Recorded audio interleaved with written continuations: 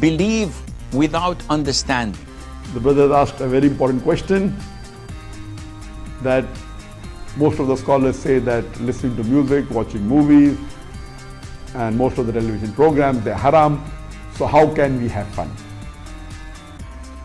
Let me tell you, brother, at the outset that having fun is permitted in Islam as long as the fun is halal fun. That the standard narrative has holes in it. The Prophet tells us because Satan or the devil sleeps over our nostrils. Those who oversleep and not pray Fajr on time, Satan urinates in their ears. I really do think Jesus was crucified and that he really was dead and buried. He thought that he was a son of God in the sense that he was specially chosen by God. I think Jesus really did think he was going to be the Messiah, the future king of Israel. I mean, that is, after all, why they crucified him.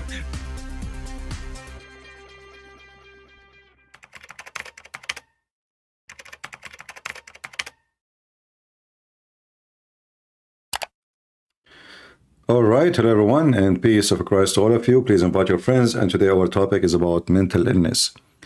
You know, we hear a lot of Muslims speaking about, Muslims, they try to present to us themselves as people who knows their religion help them to explain things. But in reality, we can prove that Islam is nothing but a mental illness cult.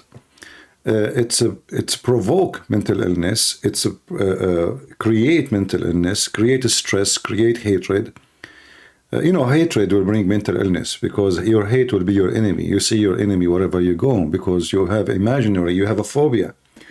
They have phobia from pork. They have phobia from music. They have phobia from clothing. They have phobia, halal food. Even shoes. They have to have a sticker. It's called halal shoes, as if you are going to eat it. So all of this is a clear sign of mental illness.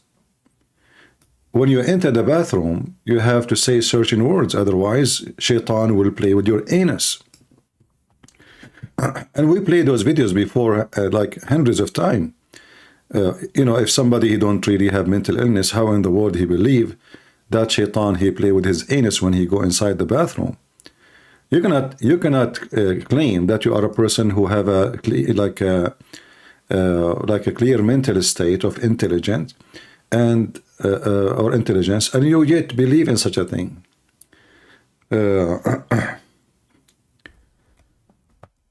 But this guy today is going to explain to us about something about, mental illness. Let us learn from him what he will say. Maybe he have something interesting. And here actually I found this video which is a clear sign of mental illness too. I mean, those Muslims, they claim to be men and they are conservative. They claim to be very religious. And then when we look in the video here, you will see how they are sitting together. This guy, he keep molesting Aridawa. Excuse me. All right, we cleared our throat. He keep putting his hands over his thigh. He keep touching him. They are sitting so close to each other. I mean, why if all of you are not suffering from mental illness? In one hand, they say they are conservative Muslims and they are against homosexuality. And then look how they sit together in the top of each other. In the previous video we play, Mimi Hijab, he put his foot in the front of the camera all the time, like from the beginning to the end. He doing live broadcast and he have his foot and his socks in the front of the camera. It's a sign of mental illness that you don't respect yourself. It's a sign of mental illness that you don't behave. When they bring people or women and they make a program about secret marriage, secret wife, and the wife, or sorry, the Muslim girl, she explained and she says, we understand that you Muslim men, you like to have intimacy with many women. Isn't it, this is a clear sign of mental illness? Because why a man, he want to have intimacy with more women? What one woman cannot do and many women can do. This is a clear sign of mental illness. Polygamy is a sign of mental illness because simply you want to have more and you are never be satisfied. If you are in a healthy state, like when God, he created Adam and Eve, He did not create Adam and Eve's. So was Adam living in heaven or the garden and he is happy, or he was feeling oppressed because he have only one female? So obviously Islam create mental illness, and then this mental illness, the one who follow such a stupid cult, they think they are superior, and this is another sign of mental illness. Like now, Muslims, when you speak to them, they think they can conquer everybody, they can destroy everybody, they are stronger than anyone, and at the same time they keep asking for ceasefire. This is mental illness. You know, they attack a country, have nukes, can wipe them out of the ground, and yet they claim victory when this country can delete them in 2 seconds, literally delete them. That is a clear sign of mental illness, because you don't calculate your numbers, you don't know what is your weakness, what is your strength.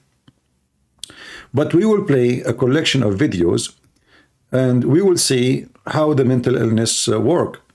Where is the other video? Let me see here. Give me a second. The other video here.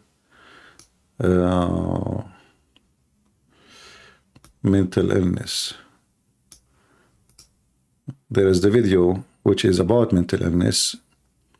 I don't see it. Give me a second. Let me find it. Oh, here we go. We found it. So this guy now, he will explain to you something very important. Let us hear. Someone with a mental illness like depression, we assume one of two things. Either this person is possessed by demons and jinn and therefore needs to seek an exit. Here you see the number one stupidity and sign of mental illness. This guy, he claimed to be a sheikh, and he is supposedly from Lebanon, but this donkey do not know that Muslims do not believe in demon. There is nothing called demon in Islam. So how this guy, he go to teach, and he claimed that he is a one? Are you talking about Christianity belief, or you are talking about Islam belief? Since when you Muslim believe in demon? Since when Islam, a religion or a cult, mention demon? They don't have such a thing. Genie are not demon. Genie, according to Muslims, and this is another sign of mental illness. Muhammad, he heard of genies. Those are fiction stories coming from India and Persia about a creature who is he can go invisible, but he have a physical body. He can have sex with women. He can have sex with men. He eat. He piss. He shit. He causes trouble, but he is not a spirit. A demon is a spirit. And Muslims do not believe in such a thing. They believe only in a genie. So here you see how the Muslims right away, when they try to explain something to you, they themselves, they do not know what they are talking about. Yet he claimed to be a sheikh. What a shaky sheikh. And I challenge any Muslim, by the way, to call me and tell me where this guy, he got the word demon from. Since when you Muslims have a belief in demon? Is that the influence of the Christians? Either this person is possessed by demons and jinn and therefore needs to seek an exorcist, or that this person is far from Allah or is a sinner and therefore Allah is punishing this person. You know, I've been guilty of such crimes for far too long, and now I realize and I acknowledge the damage that I have caused. You know, and it's simply not the case. A lady came to the Prophet of Allah sallallahu alaihi wasallam, and she says to my Prophet of Allah, I have a mental condition where I sometimes lose control. Can you make a prayer to Allah and ask Allah to cure me? So the Prophet of Allah, he said to her, look, you have one of two options. I can either ask Allah for a cure and you will be cured, or you can be patient on your illness and for you is paradise. And the amazing thing is here that the Prophet of So guys, either I can pray for Allah to cure you, or I don't. And you have patience, and then you will go to paradise. Okay, hold on.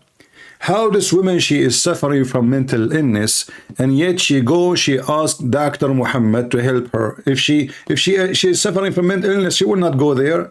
She will be pushing her head in the street, her hair in the sand. She will be dancing. She will be doing crazy stuff.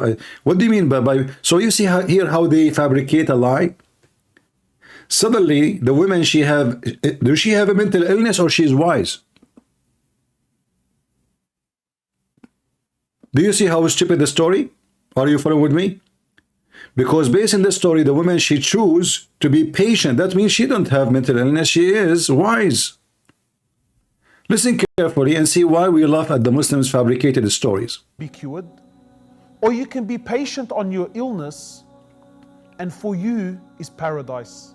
And the amazing thing is here that the Prophet of Allah acknowledged that she had a mental illness and did not tell her that no, that you are possessed by jinn, or that you are far from Allah, that you're a sinner and that Allah is punishing you. My brothers and sisters, the world... How come, you see here the stupidity, he's a prophet, he acknowledged. He's a prophet, he acknowledged.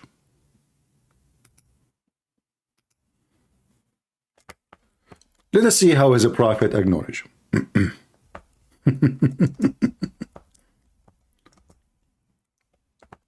You will notice that Muhammad, he cannot heal anybody. Muhammad, he cannot even heal himself. Muhammad, according to Muslims, he was under black magic. And this is how, you know, people of old days, they explain mental illness. They cannot explain why this person acting this way, what he is struggling with. So what they say, they say it's a black magic. But in reality, it is a clear mental illness. Let us see.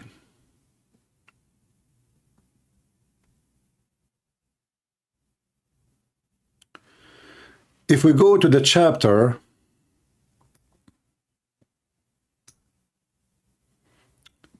which chapter we want to show you?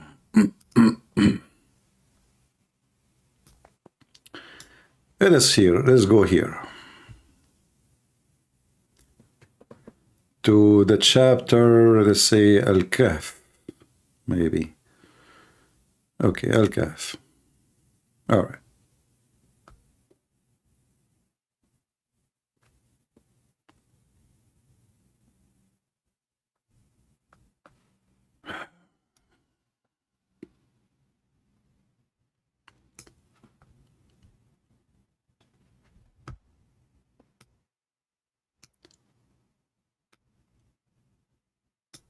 If you read the whole chapter, this called Kahf, you will find something very important.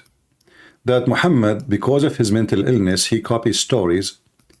Only a person who is struggling with mental illness, he will consider.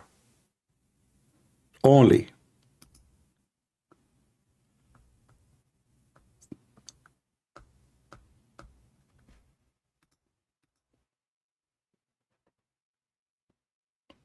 In this chapter here, you will see a story about a group of Christians who went to a cave and they want to escape discrimination. So Allah, he made them sleep for 309 years. And here you ask yourself, well, if Muhammad is not suffering from mental illness, how come he copied a fictional story written by a Christian for the sake of making Christians have patience, things will change, and making it part of his religion? Same time, if Muhammad believed in such a story, why the Muslims are not patient starting from Muhammad? Why he do jihad? Things will change. People will convert to Islam. Go sleep in the cave. You wake up after 300 years, everybody is a Muslim. And here you see that when Muhammad, he copied a story, the essence of the story does not match with the nature of Islam. Those people, they are running away from discrimination. Okay, Muslim, they say that Muhammad and 70 Muslims, they run away to different city from discrimination. How come they don't practice the same method where, okay, we live our life, we don't fight anybody, we don't go for war, we don't shed blood, and we practice Islam, and the one who want to believe, believe, and the one who don't want to believe, who care? Did they do that? No. Muhammad was a thief of a caravan. He was attacking everybody, and he made the sword. He said, Allah, he made my wealth under the shade of my arrow, even though he did not know how to use his arrow.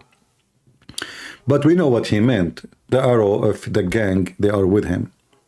So here Muhammad, as a clear sign of mental illness, he copies stories which are fictions, and he believed that they are true. Or he copies stories he do not believe they are true, but he copied them just to make a book. Choose one. Like the story of Gog and Magog, and how they are massive in number, and how Zulqarnain, he put them behind a dam. Who in the world want to believe in this unless he is a person suffering from mental illness? You know, when Yasser Qadhi, he make a video about Gog and Magog, and he mentioned that a lot of Muslims are leaving Islam.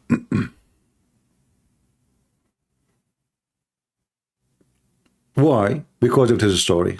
Okay, why people will leave this? Why they will leave Islam? Because of this story. Therapy. What is the reason really for someone to leave his faith because of such a story? Because obviously the one who mentioned this story is suffering from mental illness. He's a crazy man. In fact, even their sheikhs are crazy people. Like here, this is Yasser Qadhi. Supposedly he is a person who is educated. He have I think a PhD. And look, the same person, he go against the same person. Changing your words and your belief, yet you claim to be a believer in the same issue, is a clear sign of a struggle within the brain of the man who we will hear. So, shall we believe in Gog and Magog, who they are great in numbers, or we should not? Listen carefully. So if somebody were to say, how can we believe these ahadith when Google Earth has mapped the whole world? We can zoom in and see everything around us, and there is no massive land hidden from mankind. The response is, Wallahu ala kulli shay'in qadir. Allahu a'lam. If we believe in the ahadith, this is what the ahadith tell us. See? This is what the ahadith tell us. And there's a simple rule that Ibn Taymiyyah mentions. Memorize this rule. Memorize. The Quran and Sunnah does not bring the impossible, but it does bring that which astounds the mind. Is it impossible that somewhere underground Allah has thousands of people living? It's not impossible. It's not impossible. It's not impossible. Is it impossible? Is it impossible that there is a nation by trillions and they are living under the ground? And here you see the stupidity, you know. What underground? Your Quran says behind the dam. Your Quran never says underground. So because they could not see them, you see how they try to find a solution? It's a clear sign of a struggle of mental illness. So the Quran says Zulqarnain, which is Alexander the Great, he built a dam between us and those creatures, who they are massive in number. 1 to 1,000, which means every human being, there's a 1,000 of them. So if we are 7 billions, there are 7 trillions.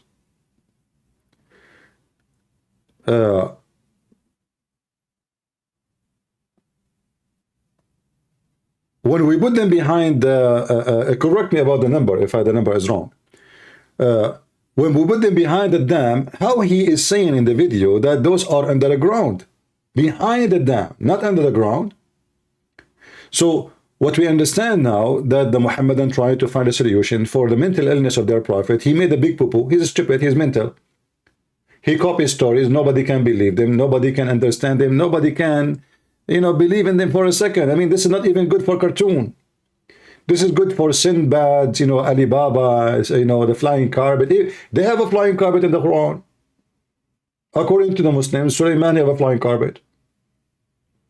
So Muhammad, because of his mental illness, and we will go over that, you will see how this guy, the same guy, he says this is impossible.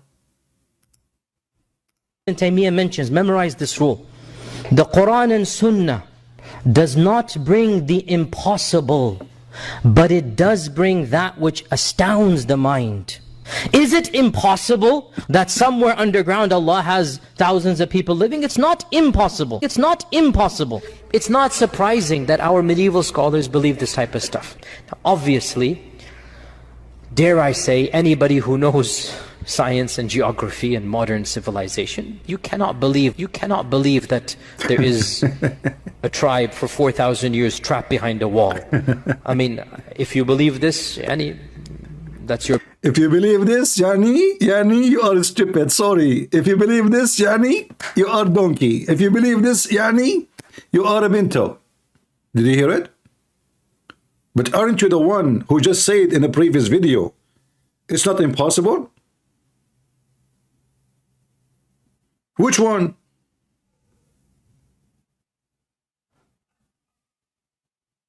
Maybe Gog and Magog are Hamas.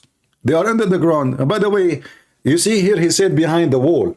He changed his words. Before he said under the ground because they were looking for them, and he mentioned that Google, Google Map, they have a map for every inch in this earth, which means even if you build a bathroom in the desert, it's going to show up in Google Map.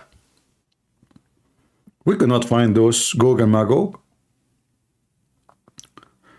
And now he's saying, responding to himself, opposing himself, that it is impossible to believe in such a stupid story. What does that mean? What that will lead us? That Muhammad is a person suffering from mental illness. He copies stories. That's why the Quran chapter 9 verse number 61 says, the Arab, they called Muhammad, he was an ear. He is an ear. Why? Because he kept copying whatever he hear. He hear a story, he make a movie of it.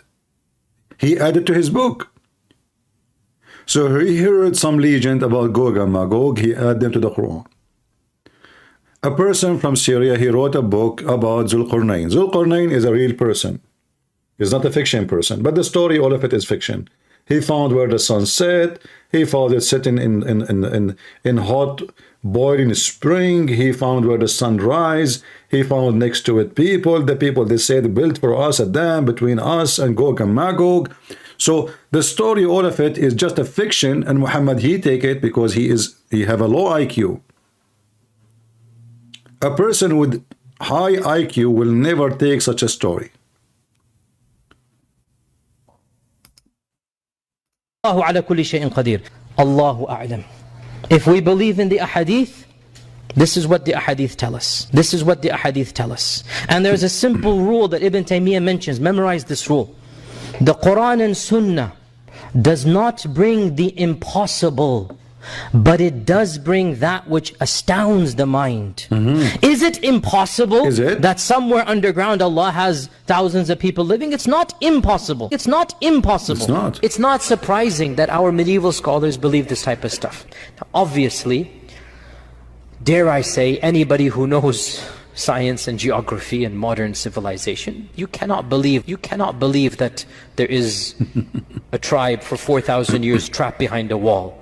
I mean, if you believe this, that's your position. I cannot believe it. I cannot believe it. I'm just being, I find this very difficult to believe. Is it impossible that somewhere underground Allah has thousands of people living? It's not impossible. It's not impossible. They're in some place separated from mankind.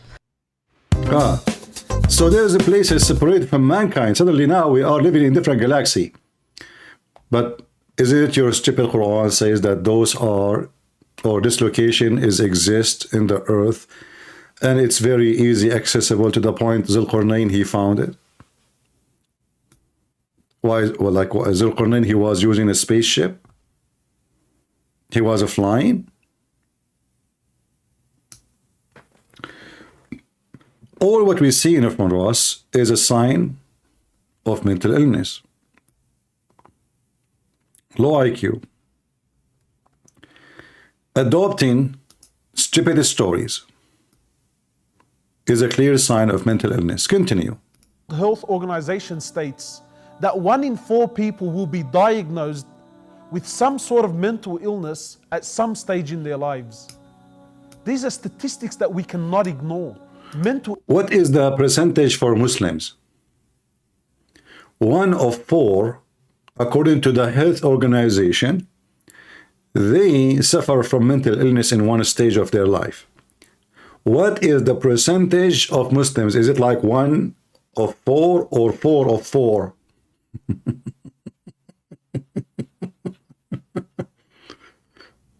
Let us show you the clear sign of mental illness. This is the same guy.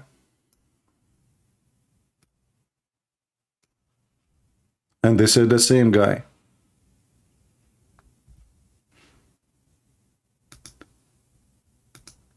This guy, when he talk, he give us a clear sign of mental illness. He have a video. Let us show you maybe this one.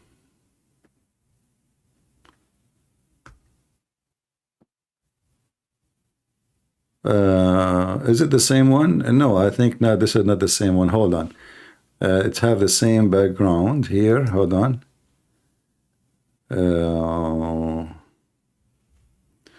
A video here is called "Who Do You Think You Are?" Who do you think you are? Just to show you this, the mental illness. When he is explaining his religion, you will see that this man is turned into a beast. I'm better than him. And he starts believing also, it gets worse. He also starts believing that Allah Azza wa Jal needs him. That Allah needs his salah. That Allah needs his charity. Let us examine what he said. So why Allah, he said to the Muslims, the one who give Allah a loan, Allah will grant him many time return. You see, those Muslims, when they speak about their God, you wonder what they are talking about. I mean, we have the Quran in front of us. The Quran confirms that Allah, he need your money, specifically money. He need you to do jihad. Can Allah do jihad by himself? No, he cannot. Prove it. If we go in the Quran and we type the word loan, he just said Allah do not need your charity. What charity? You give it to Muhammad. Muhammad, he want to have sex, he want to rape, he want to force himself onto others and he need money. And let us see if it says Muhammad need the money or it says Allah. Chapter 2, verse number 245. Chapter 5, verse number 12. Chapter 57, verse number 11. Chapter 57, verse number 18. Chapter 64, verse number 17. Chapter 73, verse number 20. We did not even search more. We just typed the word mortgage. Do Allah need your charity? Well, the Quran says yes. And this is not a charity. Because simply, the charity is something you give it for no return. This is nothing but an investment. And he is tempting you, if you give me money, I will give you interest. The Muslims, they say Islam is against interest. But this is what interest is? The one who give Allah a good loan, there's a good loan and bad loan. If we ask the Muslims, are we talking about money or something else? Yes, money. We can read the interpretation. Allah will multiply it for him many times, the interest.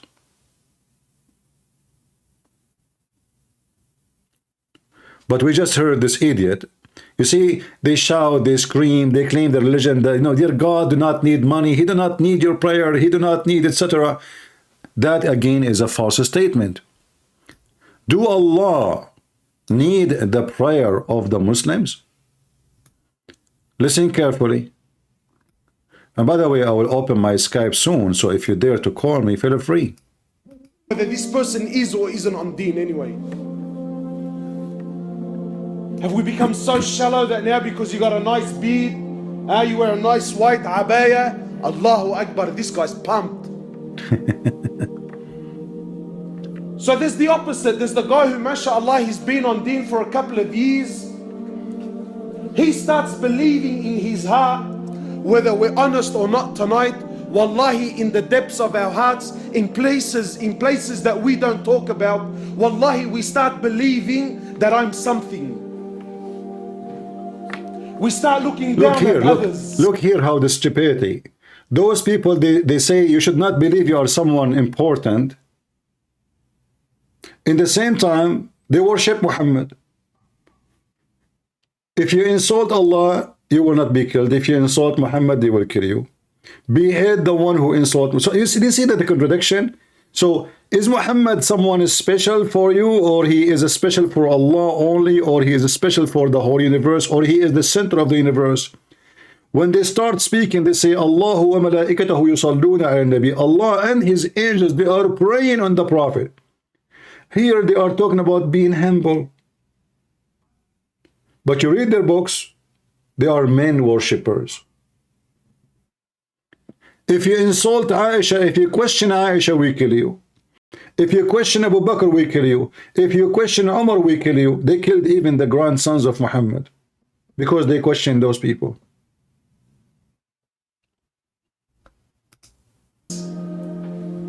We start believing that deep down in my heart, I stand a level above the rest. That I got a nice beard and this brother's clean shaven. That I've been praying for the last 10 years, this guy still doesn't know how to make wudu. So therefore, if you go check his video, you will see the same guy saying that the one who don't pray, he's not worth your shoes. Here is saying that the one who pray is not better than the one who don't pray. Isn't it your prophet? He said that the one who don't pray is not a Muslim. Isn't it your prophet? He said that those who they refused to come in Friday to join the prayer, he was almost going to command to burn them inside their houses. Now he's saying the opposite. He claimed to be a sheikh. Those are from the market street of Lebanon. They grow a beard and they come in the West, and now they have because they speak Arabic, the rest don't speak Arabic. He made himself a sheikh. He have a nice Mercedes, nice housing, nice car, life is good. And those fools, they think he is teaching them Islam.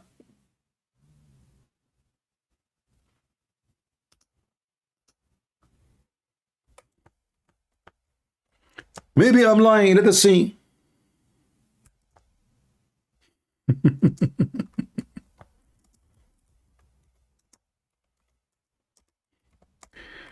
Let us find the hadith.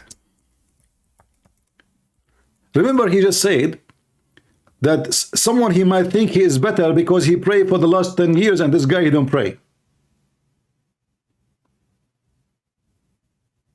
This is what he just said.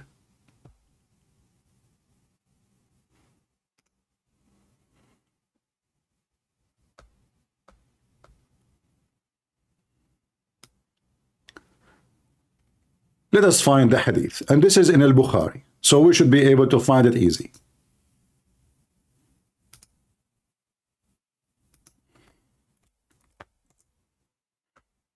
According to Islam, the one who don't pray is not a Muslim, and this guy is just a potato liar. Read carefully. Allah apostle by him in who has my hand my soul is. I was about to order for collecting firewood, between two brackets fuel, and then order someone to pronounce the adhan for the prayer, and then order someone. So like now he will do, he collect the fuel, and now he will do an experiment. He will call for the prayer. What the connection between calling for the prayer and the fuel and the wood? Because he will order to burn those who do not come for prayer. So look what it says here. Let us zoom in it.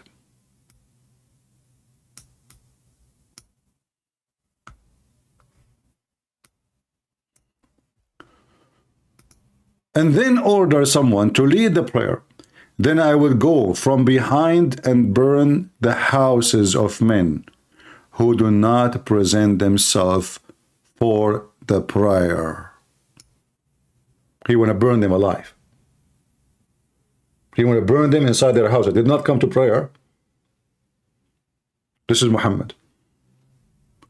Yet this potato, he is saying, a Muslim, he might think he is better than the one who don't pray, but according to Islam, if you don't pray, you are a kafir.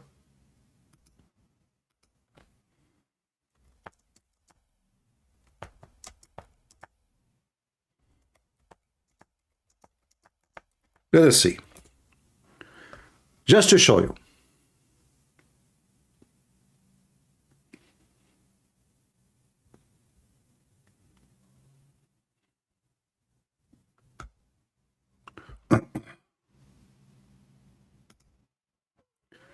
Just to show you the hypocrisy of those people.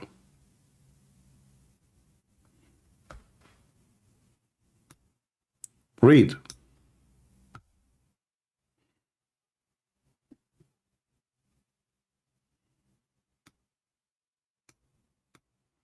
They are asking a question if about the person who don't pray. Is he a kafir?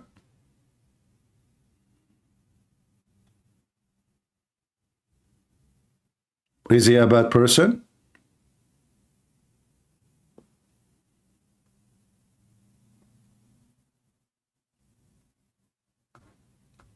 Why did Muhammad want to burn people alive?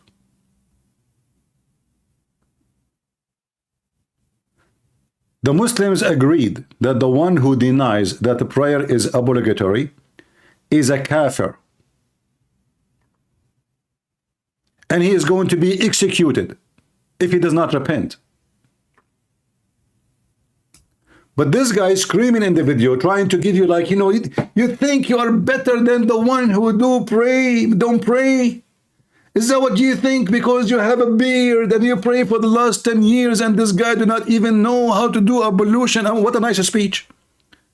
But the second you check what they are saying, you will find that those people, they are suffering from mental illness, and every single thing they say in their videos is absolutely false claim.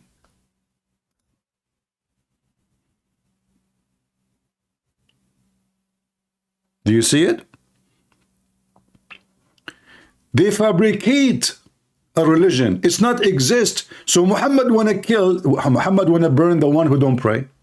Muslim believe the one who deny prayer, he must be executed. This guy is saying to you in the video, do you think we are better than the one who pray?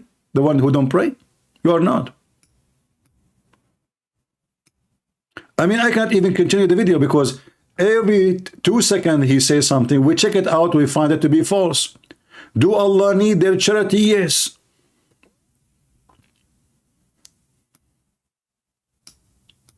I'm better than him.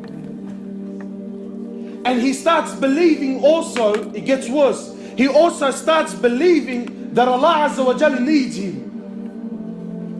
That Allah needs his salah. That Allah needs his charity. Okay?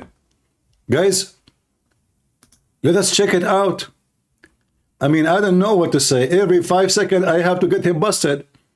I think this video will take a century to finish it. He just said Allah do not need the Muslim prayer. Here we go. Let's check. Do Allah need the Muslim prayer? Allah need even your sin, not only your prayer. Read carefully.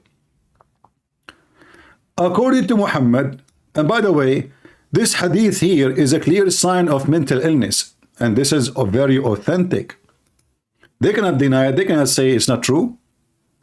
Muhammad swears, saying, by him, whose hand is my life, if you were not to commit sin, Allah would sweep you out of existence and he would replace you with those who commit sin and seek forgiveness. Hold on. Why Allah? We just heard the guy saying Allah do not need your money. Allah do not need your prayer. Okay. Those people are not committing sin. What Allah will do to them? Allah will destroy them. Why? Because if you don't commit sin, you will not seek forgiveness, which means you will not pray. Do you see the reason? Do you see the reason Allah want to destroy you? This is a clear sign of a great mental illness. We thought that Islam teach that if you commit sin and you don't repent, you go to hell. In fact, even that is not true, because in Islam, everything is destiny, which means even if you fornicate, is a destiny. It is not something you choose. Muhammad, he says that when a person, he commit a fornication or theft or anything, it's just a destiny. Allah, he wrote for him, when he created him, his portion of adultery, which he have to commit. Let us see here.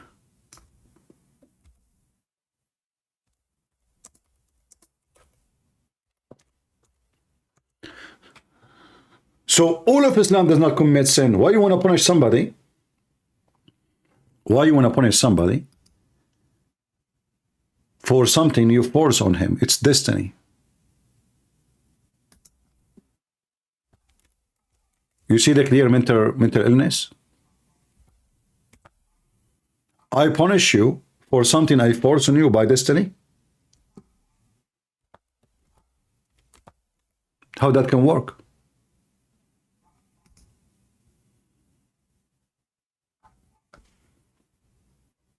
How this can be true? Let me show you how we do stuff. I will play this video for you and we will go back. Actually, let us finish this one here, this hadith here first. This hadith is very important to destroy all the idea of the reasoning of Islam. Allah is the devil. Allah is not the God they claim he is merciful. Because as you see, he is so evil to the point if you don't commit sin, he destroy you. And this is opposed 100% what the Bible said. You see, Jesus says, I came for the sinner, I came for the sick, not for the healthy. For who? For the sick. Why he's coming for the sick? The sick is not even praying to him. The sick is not even worshiping him. The sick, even they are cursing him because he loved to save the world. This God is sick. This God, so-called Allah, and Muhammad, both are mentally sick. If you don't commit sin, he will destroy you. Now, how great the sickness we are speaking about, to the point, let us say you have a child. You have two sons. One of them, he never disobey you. He never broke the command. He is very obedient. He is very nice. He is very friendly. He is very peaceful. He never harm anyone. He never do anything wrong. And then you decide to kill him because he did not do bad.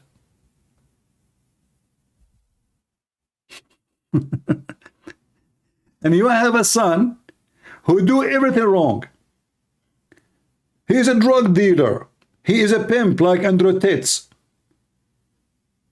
He scam, he lie, he rape. And then what? All what he knew, he asked Allah for forgiveness, and he is the perfect one. He will survive, and the other one, he will not. So do Allah, based on what we see, he need your prayer, and he need not only your prayer, he need your sin.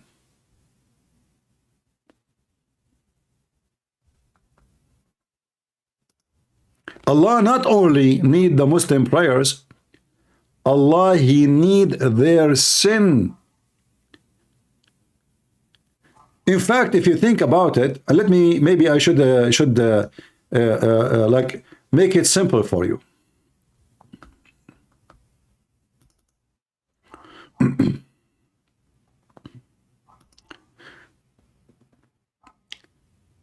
If you are a person who study physiology or physiology, whatever they call it, you will understand what I'm saying.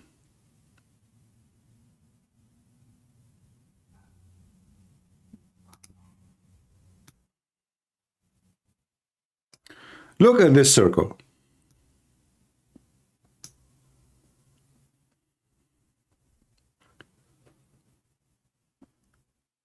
according to the Muslims,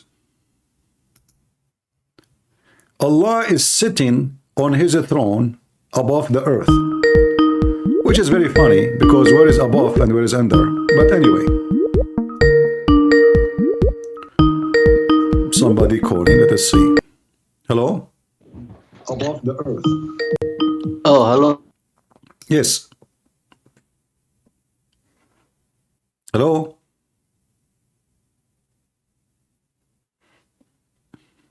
Hello? Oh, forgive me, my microphone was muted. It's all right. Shalom Aleichem to you. Shalom, my friend. How are you doing? I'm well, how are you? I'm okay. So what do you want to share with us? I just heard you say that Allah needs you to make sin, right? I did not say that. This is what the hadith is saying. Oh, my bad. Forgive me. Yeah, this is what Muhammad said. If you don't commit sin, Allah will destroy you. And he will replace you. Isn't that totally fallen angel behavior? Like, fallen angels require you to do sin because they feed off that kind of energy, don't they? Well, you see, I will make it like you are close to describe it, but I will make it more clear. In the Middle East, if there is a woman, she have a bad reputation. She is a prostitute. She live in a building. She start making rumors about all the neighbors' women that they are prostitute too. Do you know why? Why? So she will not be the only whore. Oh, so she badmouth. Yeah, she badmouth everybody. So everybody is a whore, and this is exactly Allah. Allah. Otherwise, I challenge the Muslim to give you the reason why what is the reason for his anger that you don't commit sin? Because then he is the only whore. If all of you commit sin, then he is the God of sin, and all of them, they are committing sin, and now we have a company, and I became the leader of the gang. They are praying for me. So if you are good and behaving, Allah is upset. Otherwise, why God, if he is God, will be upset from those who did not do sin? And why not only he is upset, he will sweep them out of existence. I mean, this is a total aggression of unjust. Right? Yeah. So this is what we are trying to explain to people here, that this is a sign of clear madness, mental illness. Those people should be rewarded, not the opposite. God, he punished Adam and Eve when they disobey him, not the opposite, correct? Yeah. So how the Muslim, they believe in the story of Adam and Eve, and they believe in the same thing here? It doesn't make sense, because Islam is a collection of stories. Muhammad is a stupid mental illness person. He copies stories from other books. He put them in his books, but they don't make sense in his book, because what he believes is the opposite. He changes them. Even Adam and Eve, they don't believe in original sin. They believe they're not even wicked at the core. No, original sin, you see, the Muslim, when they say they don't believe in original sin, they are just being stupid again, because we can go to the hadith and you will see that Muhammad, he said, if not Eve, no woman betray her husband. So how Muhammad, he claimed that he don't believe in original sin, yet he believed that all sin go back to Eve. You know what I mean? Yeah, that's funny. So those things, the Muslim, they can get away with it when they speak to someone who do not know the garbage of Muhammad. We have all the laundry of Muhammad here. The Prophet said, where it is not Bani Israel, meat would not decay, and where if not Eve, for Eve, women would ever betray their husband. So in one hand, they say to you, original sin is a lie. It's a fraud. And then now Muhammad going back with original sin, not even to Adam. He blamed the women.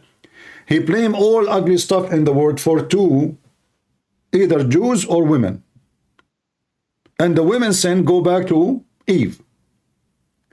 So everything they state in the religion is a state of mental illness, because they deny original sin. And as you see, well, this is, you are going back all the way to original sin. This is what original sin, that Adam and Eve committed sin, and this is why we are out of heaven. Yeah. I mean, you just think about it. One thing before I go. when you're saved, you're sealed by the Holy Spirit. But what is there when you're not in the Holy Spirit? There's the influence of any other spirit, and any other spirit that is not the Holy Spirit is a bad spirit, and it's gonna lead you to Confusion. being mixed. This is confusion. Yeah. Yeah. The Bible says God is not the God of confusion, right? You can be infected by confusion. God can confuse the enemy, like to reach, like let's say the Muslims coming to kill me. He can confuse them, take them to different place. But he is not the one who mislead you from belief.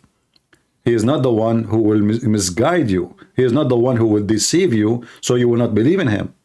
But the God of Islam in the Quran, he is the deceiver, you know. The one who Allah deceived, no guidance for him, the Quran says. The greatest of deceivers. He is, yeah. But here you see, actually, we don't believe in Allah exists anyway. But we believe that Satan exists.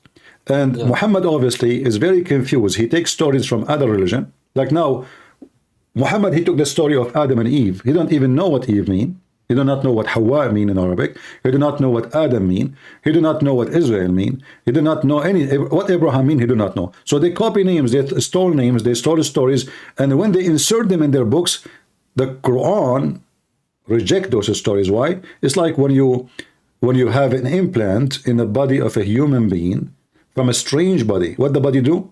Reject it. So when you read the Quran, you will find that those stories and those words of Muhammad, they don't match with the stories which Muhammad he stole from other books. So the Quran reject them out and make Muhammad exposed. He probably just twists the words to how they fit him one time, and then he twists them to how they fit him another time. It's a moody. I mean, he's an idiot. He say as he wish, and people write what he say. You know, he say something today, he say the opposite tomorrow. A clear sign of mental illness. We have a lot of evidence about Muhammad suffering from mental illness. As an example, he always faint in the ground. He always hear noises. He always, as an example, Muhammad, he hear. How the Quran came to Muhammad, you know? No, he surely didn't write it, did he? No. According to Muhammad, and here you need to focus with me. According to Muhammad, the sound of a bell, is an instrument of shaitan. Oh, okay. All right. He reported that Allah Messenger saying that the bell, the devil pipes, is the instrument of shaitan. And then we find that Muhammad himself, when he received Quran, he heard the sound of the bell, and he received the Quran actually as a sound of a bell. In one hand, he says angels will not accompany a person who have a dog or a bell with him, which is very funny. I mean, what the dog and the bell have to do? Why angels? They have a phobia from a bell? Yeah, because this is the bell of the Christians. So angels will not. And then Muhammad, he made it clear. He says the bell is the musical instrument of Satan. And then we find that Muhammad, he explained how he received Quran. So what he say? He say he received Quran as a sound of a bell. Here it says, they asked the Prophet, how does the divine inspirations come to you? He replied, in all these ways. The angels sometimes come to me with a voice which resembles the sound of ringing bell. If you go right now and check who is the one he hears such a thing, he think people are talking to him. There's creatures, aliens, talking to him, but the sound he hears is the sound of a bell. You will find that those are people, they are suffering from mental illness. And here, actually, you know, when we speak about the sound of a bell, okay, Muhammad, he received the Quran as a sound of a bell. How the bell sound become Arabic words? I'm serious. How you know, like you gave me a chapter in a bell sound, ding dong, ding dong, ding dong. Okay, so now I received the ding dong, and now I'm going to put it in my book. The Quran says Allah never sent a messenger except he speak in the tongue of his people. Well, is the tongue of the people at that time is the sound of the bell? No, because he sent it through the messenger, prophet Google Translate, peace be upon him. Yeah, maybe. All right, my friend. Thank you for calling. Thank you. All right, take care. So imagine here another sign of mental illness. Muhammad, he received Quran. Okay, no problem. The Quran just came to Muhammad. But isn't it this is contradiction for what the Quran is saying? Allah will never speak to any nation except in the tongue of their own. And he, the Prophet himself, he have to be from them, speaking their language. Is that the language of the Arab at that time? They speak jungle bells. Like when they walk in the street, they sing jungle bells, or maybe their language was inspired by Big Ben, maybe.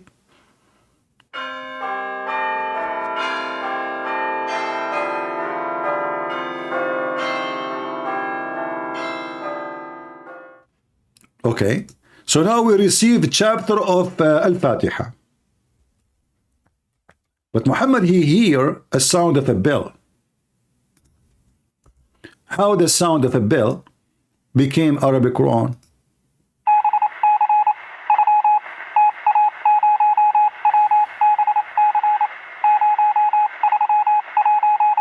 I mean, who is the stupid here?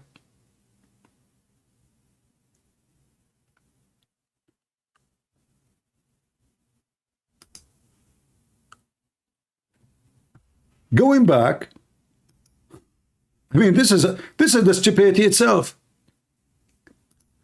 Going back to this, if you don't commit sin, Allah will sweep you out of existence. Okay, let us study this to see what kind of a mental illness Allah, aka the God of Muhammadan, is suffering from.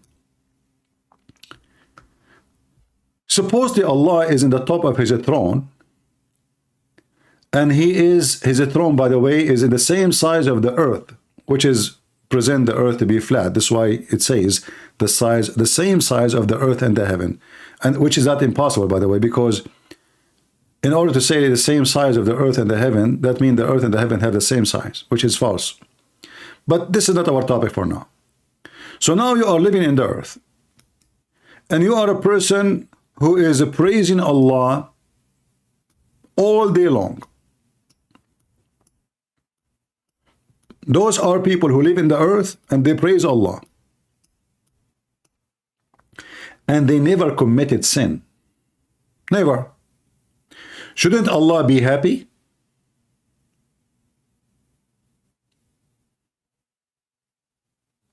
Shouldn't he? And then we go here in the hadith, it says,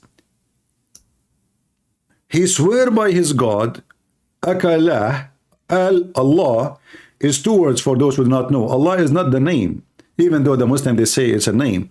The name is, there's two words in this word. Al and Lah. Al is a word meaning God in the Aramaic and in the Hebrew. This is why in the Old Hebrew, Israel used to be Israel. Emmanuel used to be Emmanuel, etc. And the word al sometime appear before the adjective, sometime after, like Emmanuel at the end. Elohim, it's in the beginning. By time the Hebrew changed, the Old Hebrew, which using al, became el. El. So al become el. Muhammad, he took the name of the god of the pagan, Lah, which is the moon god. You can search right now, God Lah.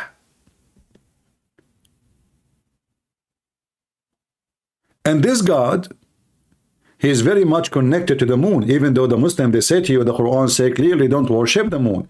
The god of the moon is not the moon. That's why he is the god of the moon.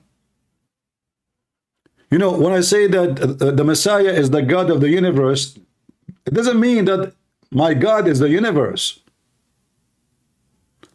There's a guy, he is supposedly a Christian minister, his name is James White, he's an idiot.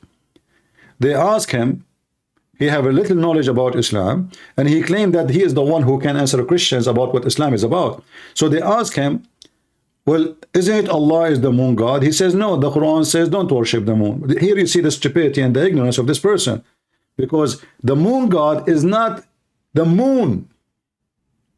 The moon god is the god of the moon. That's why we will see that the Quran repeat many times that Allah, if you go to the chapter of An-Najm, which means the star, you will see even Allah in the Quran say that he is the Lord of Ash-Shara, the Lord of star Sirius. But going back here, if you don't commit sin, Allah will destroy you. Okay. Allah now destroy those people. Why? What is their fault? They did not commit sin. They are gone. What Allah will do? Allah is going to replace those people who did not commit sin with people who commit sin. Those people in blue, they commit sin as much as they want. Allah don't care. Allah in fact is happy now, because now they need to pray to him begging for forgiveness. Do you see the clear sign of mental illness?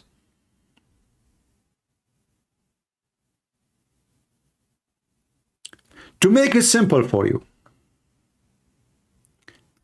imagine you have a puppy. A puppy. All right? This puppy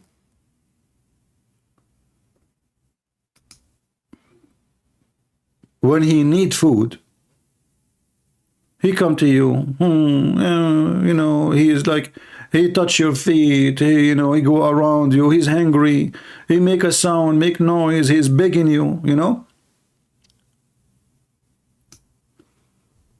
Allah, he will make you starve so you can beg for food. What do you think about a person he do such a thing to make a puppy beg for food? Don't you agree with me? This is a clear sign of mental illness. So now the poor puppy is crying for food.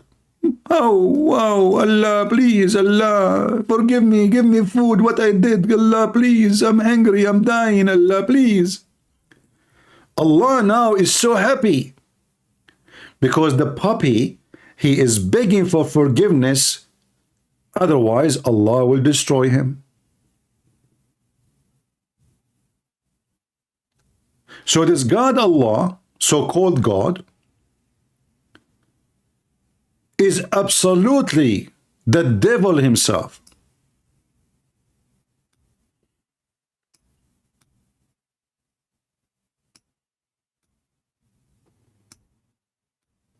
The moon god. He enjoy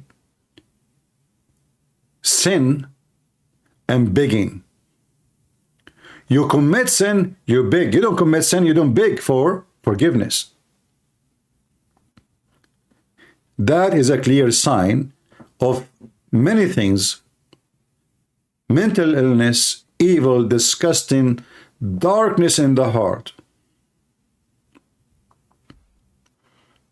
Who is a Muslim? He can prove me wrong. Isn't this is a clear evidence of mental illness? Otherwise, give me a reason that if somebody did not commit sin, I'm going to destroy him. What is his fault? I thought the purpose of Islam is to stop sin. It turned to be no. The purpose of Islam is to do sin and beg for forgiveness.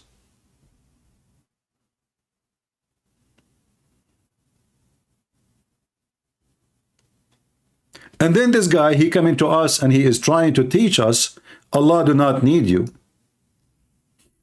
Are you sure? If we go in the Quran, you will see Allah, he need our worship. Are you sure? Absolutely. You see, they grow a beard, and those Abdul in the West, they don't know. I mean, this guy, he make a shake for them.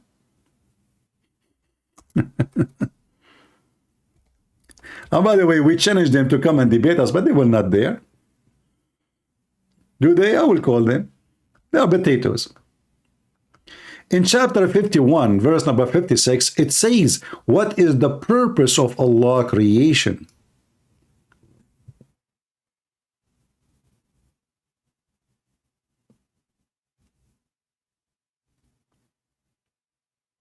And I create not the genes, the genie, which is fiction creature, and the human, except they should worship me. What is the purpose of the creation? This guy, he said, do you think Allah need your prayer? It turned to be everything is the opposite. Allah, he need you to do sin. Allah, he need your worship. Allah, he need your mortgage money, which all prove that Allah cannot be God, because why God, he need money? How you give Allah a good mortgage? Can't Allah send money from heaven if there is any money? I mean, Allah, he sent hail from mountains in heaven, which is proving again that Muhammad is suffering from mental illness. He think that hail is exist. You know, there is a fake book. It's called the Book of Enoch, not the book we know. In the Book of Enoch, there is the gatekeeper. The gatekeeper. And inside every gate, there is material like White House, like a warehouse, like a Home Depot, Lowe's. Inside those houses, there's gold, there is silver, there's snow, there is anything. And Muhammad is copying stories from there. Let's see, this person is calling.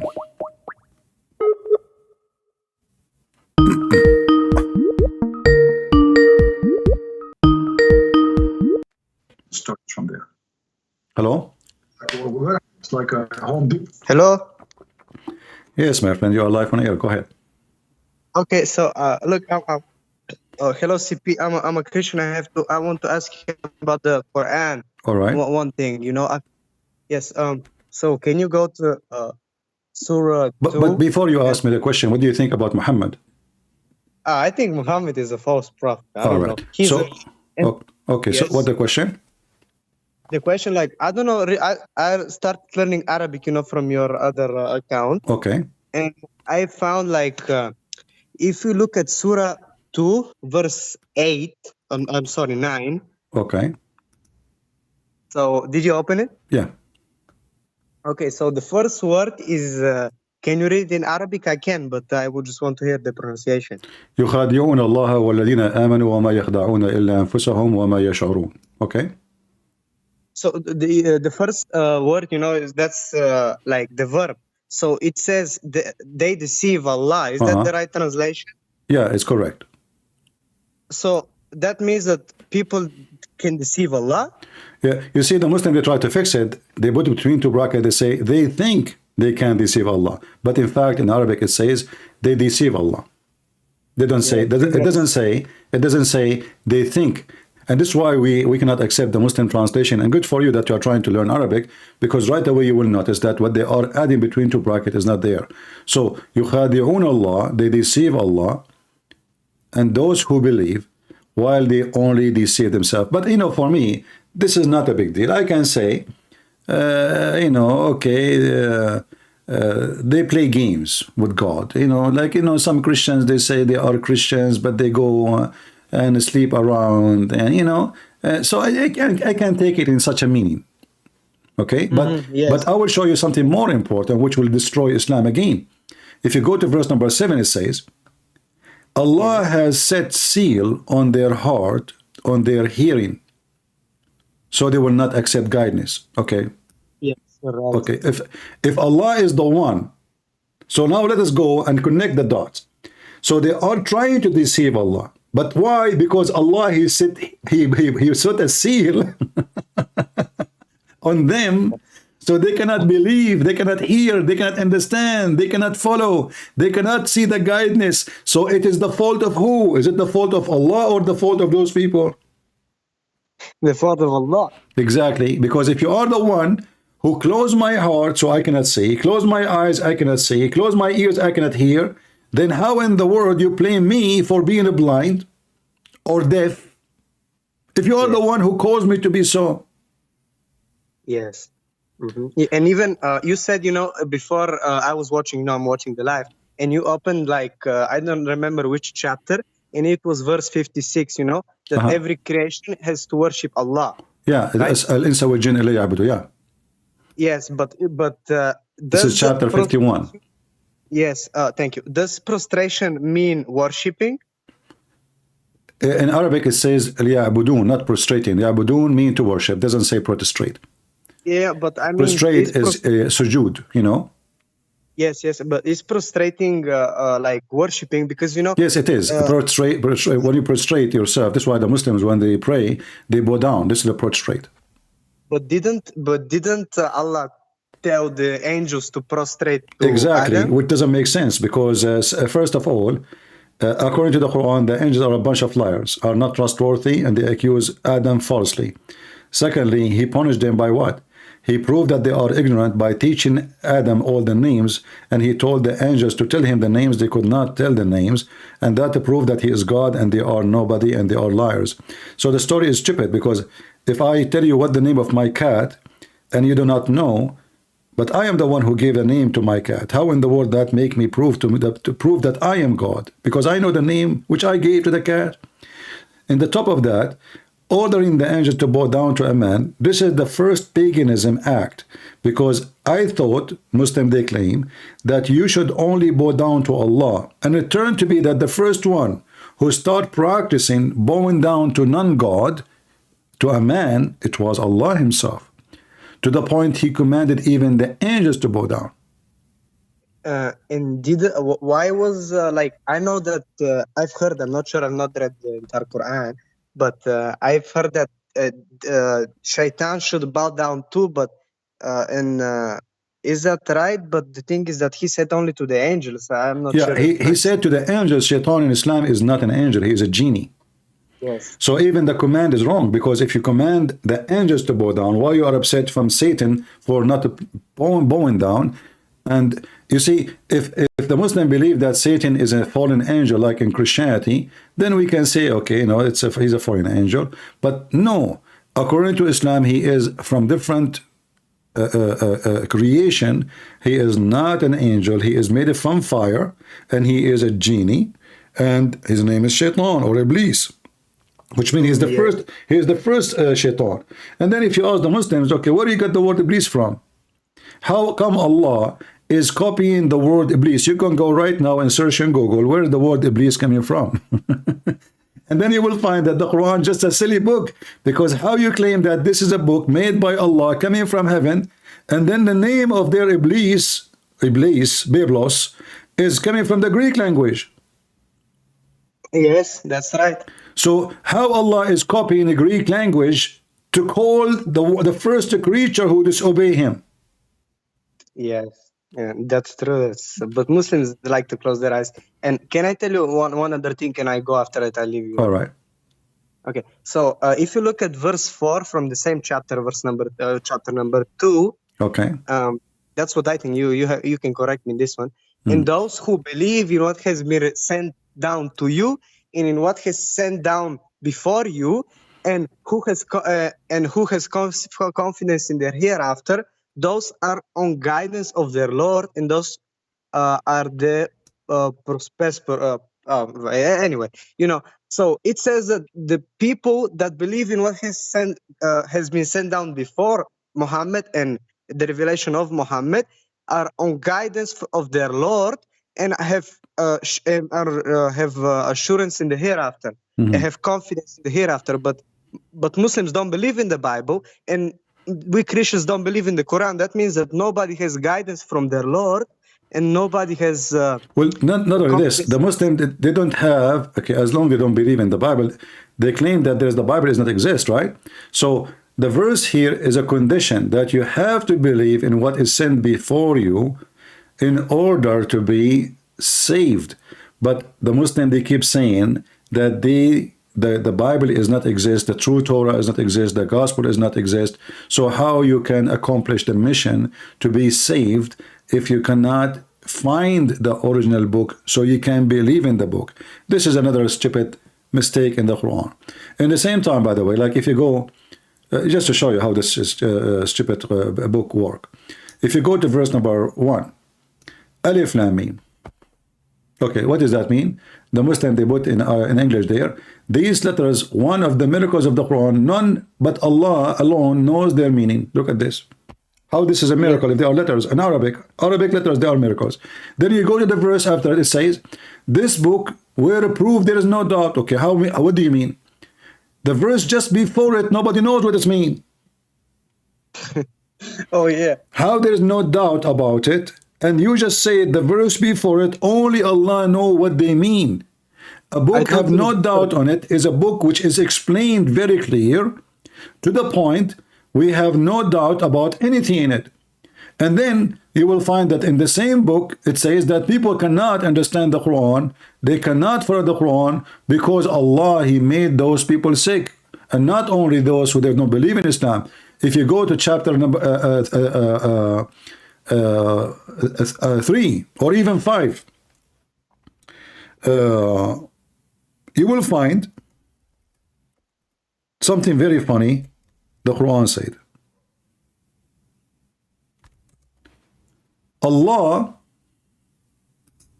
Himself describing His book that it is a book full of flaws to the point nobody understand what it's mean save Allah. Here it says, if you go to chapter 3 verse number 7, it says this is a book sent down entirely clear. Okay, yes. It's entirely clear, but the same verse says, and there is verses in the book, in this book, nobody knows what they mean save Allah and those who they have a sickness in their heart. They will use it for a trial. But remember, the one who followed the Quran is the Muslims, not the polytheism, as the Muslim they put between two brackets. A Christian cannot be infected by this because simply we don't believe in this garbage. Those verses will impact somebody. He followed the Quran, he believed in the Quran. So now the Quran itself saying, this is a book, it's so clear in the first line. In the same time it says this book is so unclear to the point it's caused sickness and fitna, which means this the disturbance in the land, a problem, blood, killing, to the point, and nobody knows their meaning save Allah. And then those who they are firmly grounded in knowledge, what they say, which means they still do not know what it means, but because they are firmly in knowledge, still they do not know what it means, they say we believe. So what make you groundedly firm in knowledge in Islam is to say I believe, even though you do not know you believe in what. This is why in my intro we see the Abdul saying we believe without understanding. Right? Yes. We believe without understanding. All right, my friend. Thank you very much for calling. Okay, have a good night. All right, bye-bye. We believe without understanding. And this guy, he is schooling people about belief. I don't think God gave them. That we believe without understanding. Find me one Muslim, one Muhammadan, he believe in something he understand. Just find me one.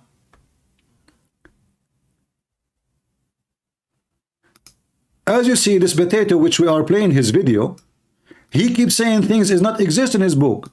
It turned to be everything he said is the opposite.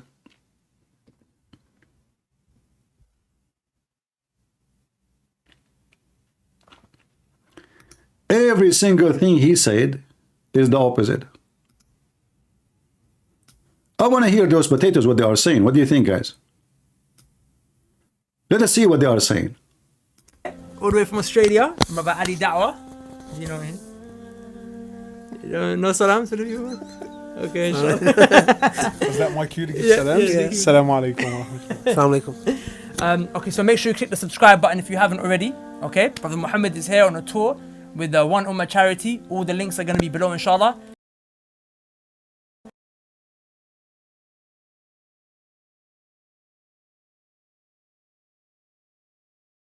If it's make sure to see if it's coming to a city near you, and make sure you go, inshallah, it's for a good cause.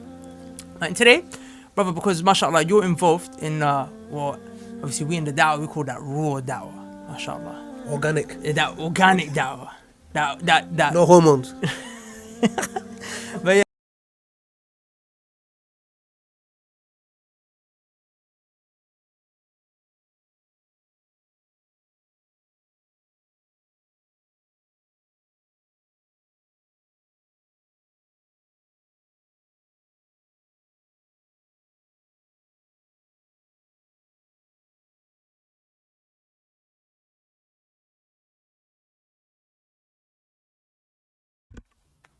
Do you hear me? Look at this. This guy, he cannot speak to Lily Dawa without touching her legs. Where is his hands? All the time.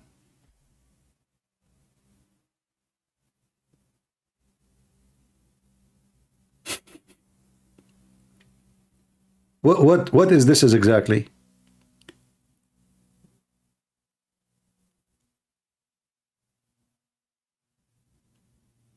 And Ali Dawa, he spread his legs so the guy, he can put his hand between his legs. I mean, if the place is narrow, all what you need to do, just push the camera a little bit far, and then you do not need, I mean, why they are sitting like this?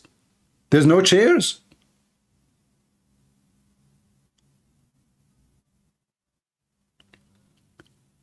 The whole video, he keep touching him. And Ali Dawa, he don't mind. Tell us more about your Dawa molestation. Organic. That organic. Organic, da'wah. it's organic. That. No hormones.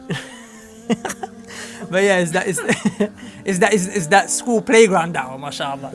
So we're gonna ask you some questions, He inshallah. cannot move his hand from his legs. We have a lot of young brothers and sisters that you know, alhamdulillah, that are going through just the basic troubles and trials and tribulations that the youth go through, inshallah ta'ala. So you don't have to feel shy or sugarcoat the matter with these ones. No, you because cannot. we're not preaching to the converted. The brothers and sisters, they know. Yeah, we got the mad ones here, and you know I'm saying that with love, okay? So so obviously the tour of I don't know if you notice the music in the back. Did you hear the background? The background alone will make you vomit. What is this? Supposedly the sound will make it holy. So now they put you in a state of yoga. What is the sound in the back? Listen carefully. And the programs and the lectures are around the topic of returning back to the religion of Allah subhanahu wa ta'ala, and that is going to be the solution for all the pain and problems in your life and in the ummah. Right? So what are some of the main problems that you feel people are experiencing in their life, and what do you think are the reasons and the results of those problems? Okay. You start very gentle. Look, you know, they are laughing. They are just a bunch of kids, you know, making fun of people. Bismillah walhamdulillah wa salatu wa salam. Salli. Problems are many. Everyone's got problems in their lives. And problems are inevitable. You will always face issues in your life. It doesn't matter who you are and where you're from. Issues are there in our lives. And Allah subhanahu wa ta'ala puts these issues there as a reminder for every single one of us that this world is not Jannah. You will never find complete peace and happiness in this world. Allah subhanahu wa ta'ala designed it as such. Complete happiness is only in Jannah. So in this world we'll always have our issues. Okay, what is the complete happiness in Jannah? Your penis will be endless. What? No way. Is it true that Muhammad, he said, I mean, look at the complete happiness. Complete happiness. Where in heaven? But isn't it the Quran says, today I perfected your religion for you, completed my favor upon you. And this is, he himself, he said that. So if the heaven is where everything is completed, so why Muhammad he say this?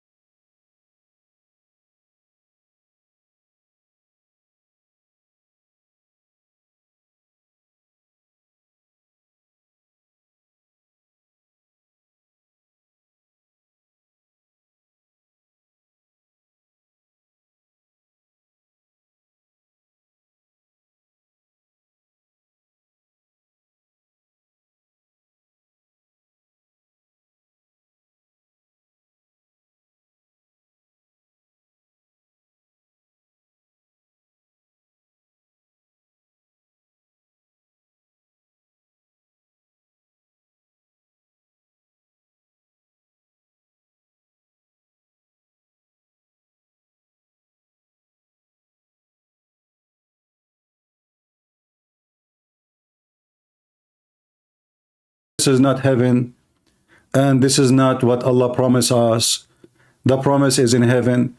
So why Allah saying to you, today I completed my favor upon you? What favor mean? We just heard him saying, today I completed my favor. If the favor of Islam is completed, that means there is no heaven to come.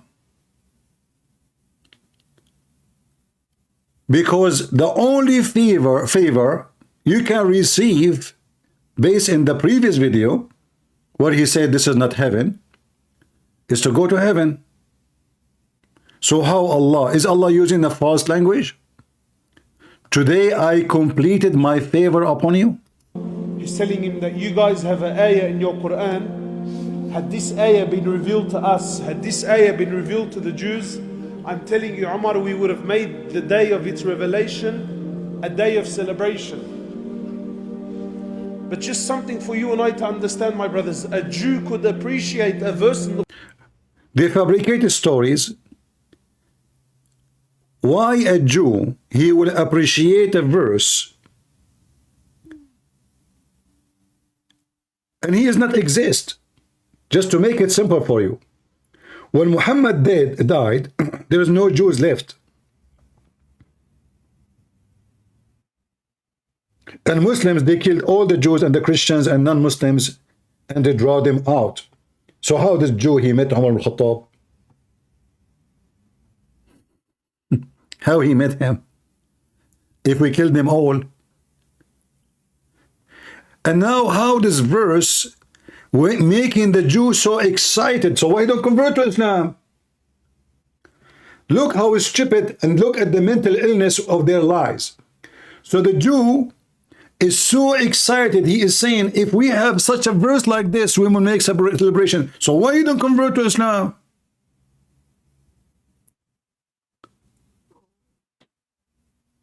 Do you see how big the lie is?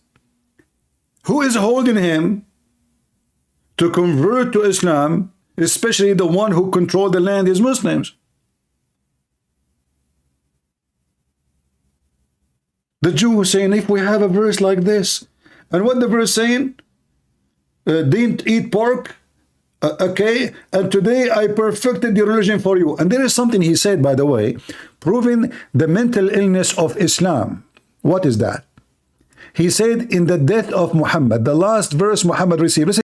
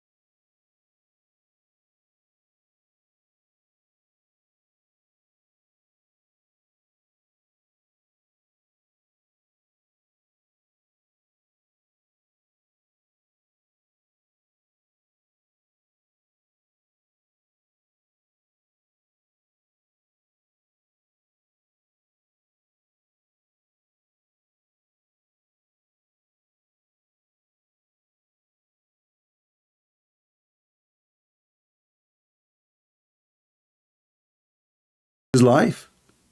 Did he say that? Okay. If we go to the Quran, we will find the verse in the beginning of the Quran.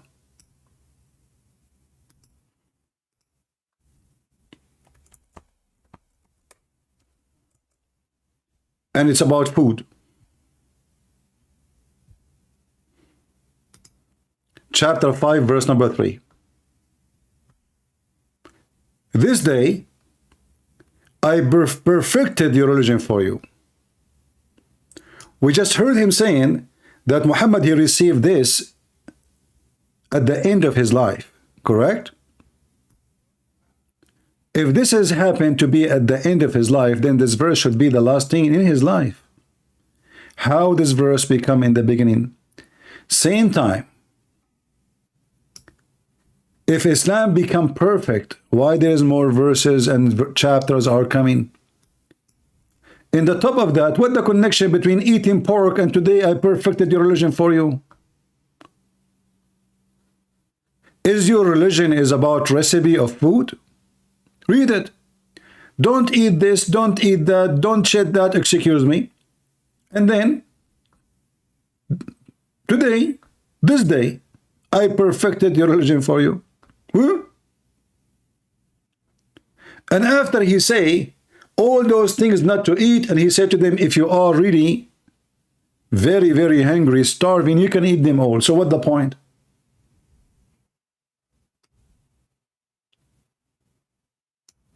This day,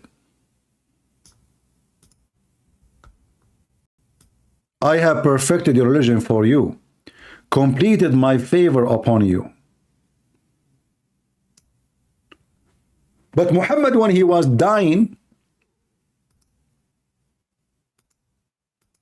in his deathbed,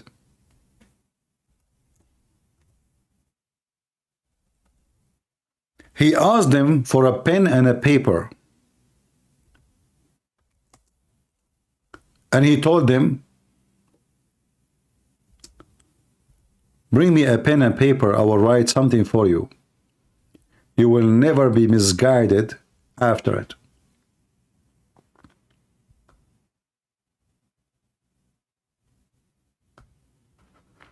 How this book is completed?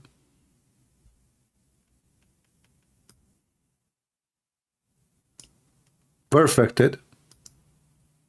I mean, the one who was making the Quran, Muhammad, he put all the words to make it, there's no argument to play with it.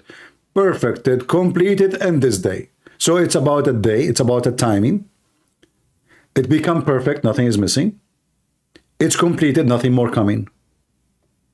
Everything you need to shut the mouth of Abdul is there.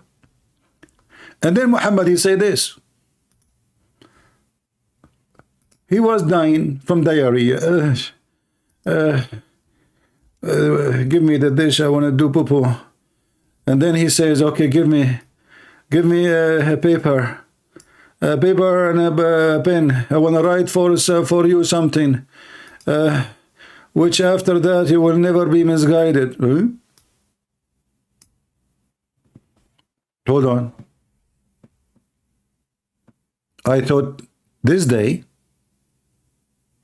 I completed my favor upon you, perfected your religion for you, chosen Islam for you, and now Muhammad is dying.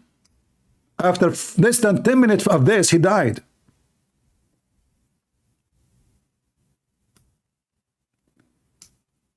The companion of Muhammad, they refused to give him anything. Umar, he says, we have the Quran and that's it. And not only that, he says, قَدْ هَجَرَ الرَّسُولُ, which means Muhammad, he is crazy. He lost his mind. Imagine how Umar disrespect Muhammad. He just want to get rid of him so he will take over. It's their time now to take over. Finally, he's dying. In fact, many Muslims, Shia, they believe that the one behind his death is not the Jewish women. It is the Muslim Sunni. Umar and Abu Bakr, they told their daughters to put poison to Muhammad, and they killed him slowly.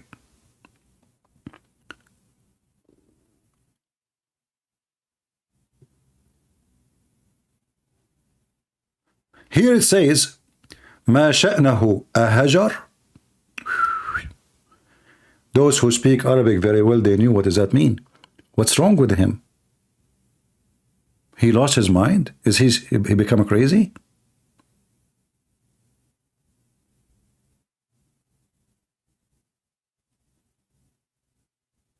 Muhammad, he said to them, nothing wrong with me. They said to him, what's wrong with you? Do you think, look between two brackets, do you think he is delirious? Let me see what the delirious mean in English. I'm not sure really. But it should mean, if they are being honest in the translation, mentally he lost his mind.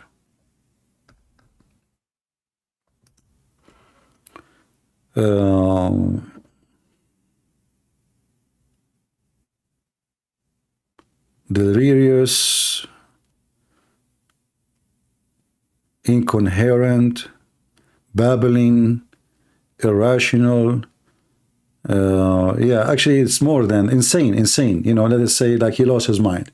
So they accuse him, they accuse their prophet that he lost his mind. But if Muhammad lost his mind, that means all the promises of Allah is false.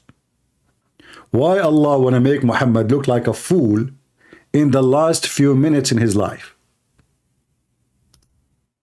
Any Muslim can tell us? He's a cuckoo? Oh, okay. You remind me when I was in Paltalk, you know, those Paltalk, they are the same as YouTube. They are liberals. And they want to find any excuse to block me from coming to their program.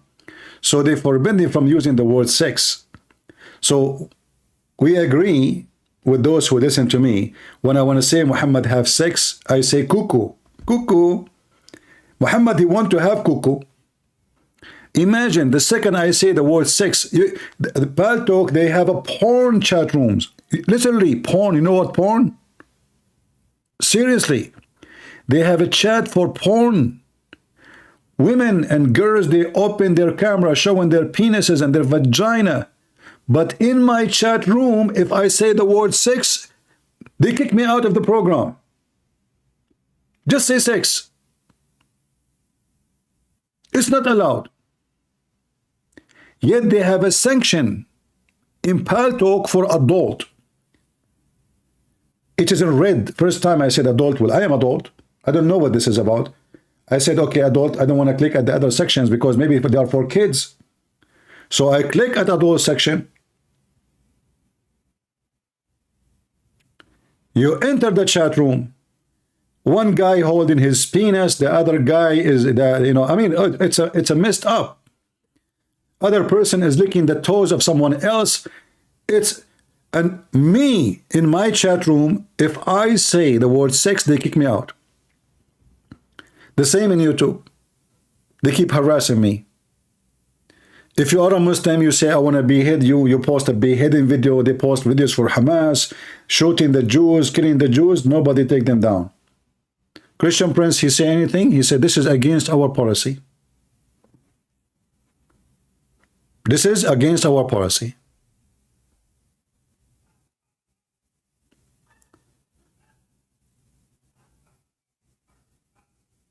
So you will notice that everything they say to us is absolutely false. Muhammad obviously is mentally ill. Look at this. I mean, who can defeat this proof that Muhammad is mentally ill? Not only Muhammad, he hear voices. Muhammad, he received the most important chapter which the Muslim, they pray 5 times a day during the time he was doing shit.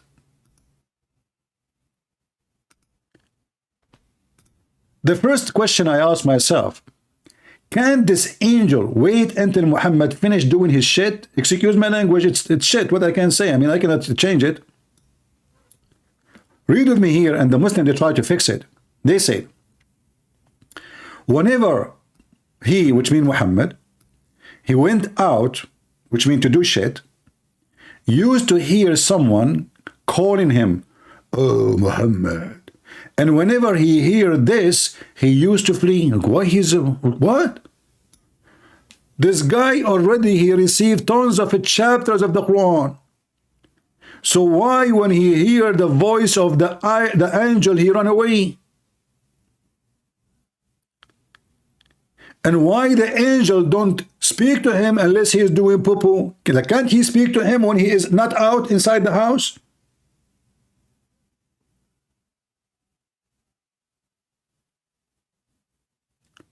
Whenever he went out, he used to hear someone calling him. Someone, what do you mean someone? What is that?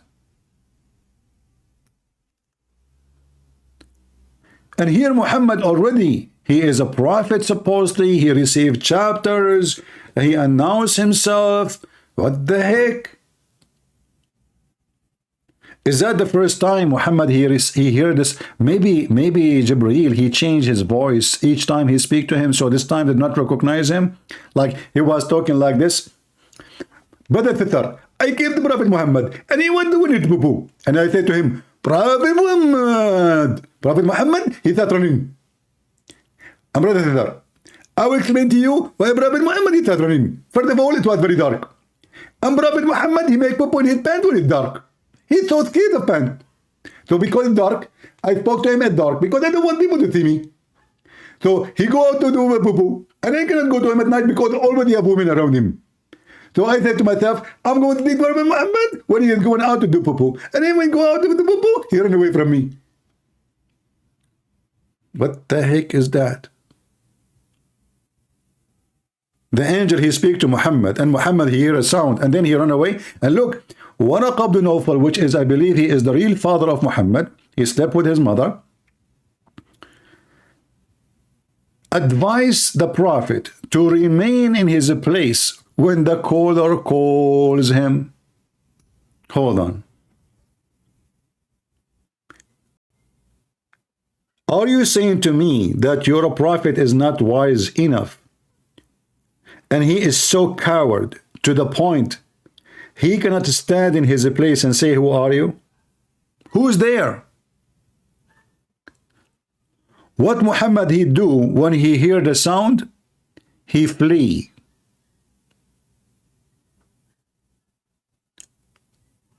Like Mickey Mouse, Tom and Jerry. Then this guy, he advised Muhammad. What if Muhammad did not listen to this guy to listen to him? The verses will not come to him. Another clear proof that Muhammad is suffering from mental illness. Muhammad, he tried to commit suicide many times.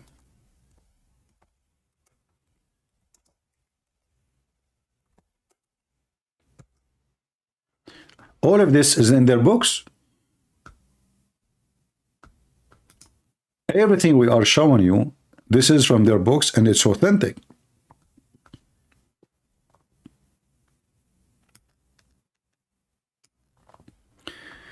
Read carefully and laugh with me. Waraqa ibn Nawfal, obviously, he is the one who made Quran. You will see here that Waraqa, he was translating the gospel into Arabic. Read carefully. In the pre-Islamic era, Waraqa, he became a Christian, which is false. Obviously, he is not a Christian. He is a heretic. And he used to write the Arabic writing. Do you see the Arabic writing? The Arabic writing. And he used to write of the gospel in Arabic. What that proved to us? That the Arabic, there's no Arabic Bible. There's no Arabic Bible. This guy, he speak, obviously, Syriac, mostly. So, he was writing in Arabic, copying it from the gospel. What does that mean? That means the gospel exists. He have his hand on the gospel. But in reality, he is not writing the gospel. He is writing things from the gospel. He used to write of the gospel in Arabic. So what the book he's writing, it's in Arabic. That is the Quran.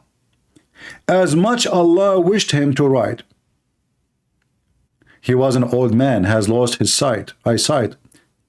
Khadija said to him, "Oh, my cousin, listen to the story of my nephew." And here the story is very funny about Muhammad being squeezed by an angel. And then this guy, he told him, "Oh, this is an angel for sure." But you will notice here that when Waraqa died, after a few days, Waraqa died, and the divine inspiration was also paused for a while.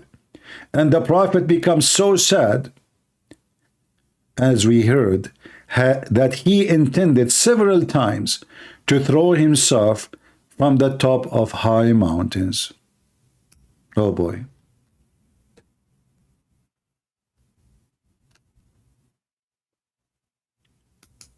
Remember, we are talking about mental illness. This guy in his video, he says mental illness can happen if it is a punishment from God. It can be a punishment from God. Okay. So why Muhammad wanna do that? I have somebody, he is wearing the clothes of Hajj. He wanna talk to us. Let us call him. Look like he just came from Hajj.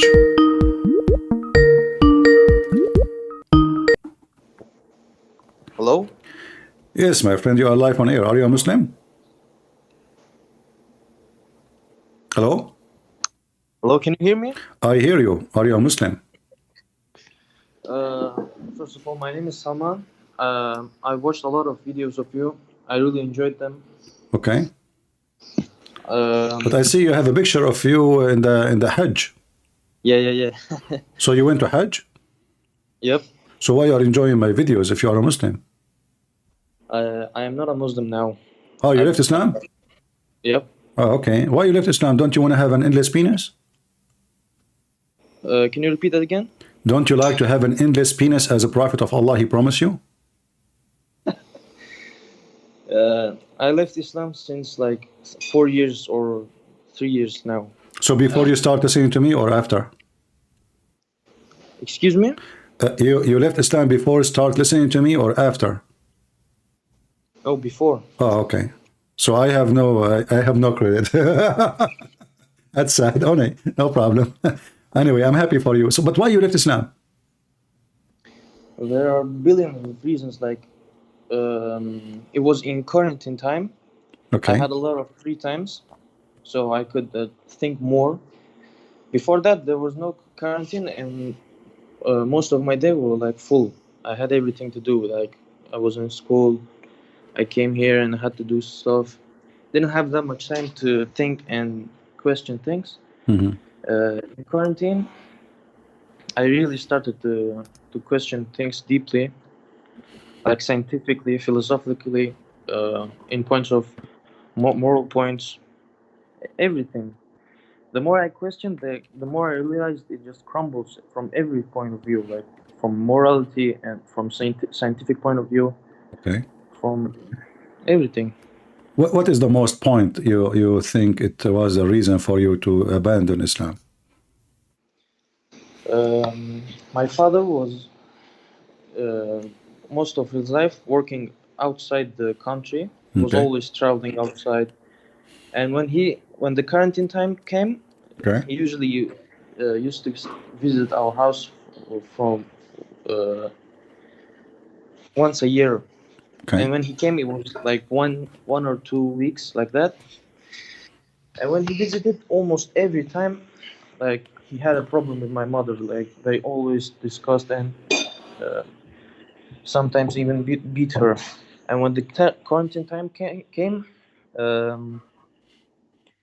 and he was in our house, I knew it was gonna be a bad thing.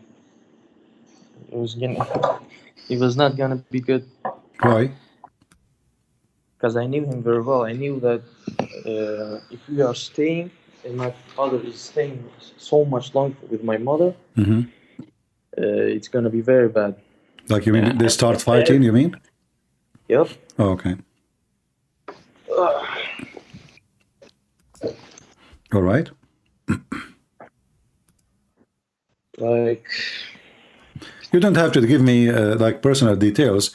So, what is the most striking reason for you to decide that Islam, like you mentioned that scientifically is wrong, morally is wrong, but what is the most important? You think it was like the point where you said to yourself, that's it?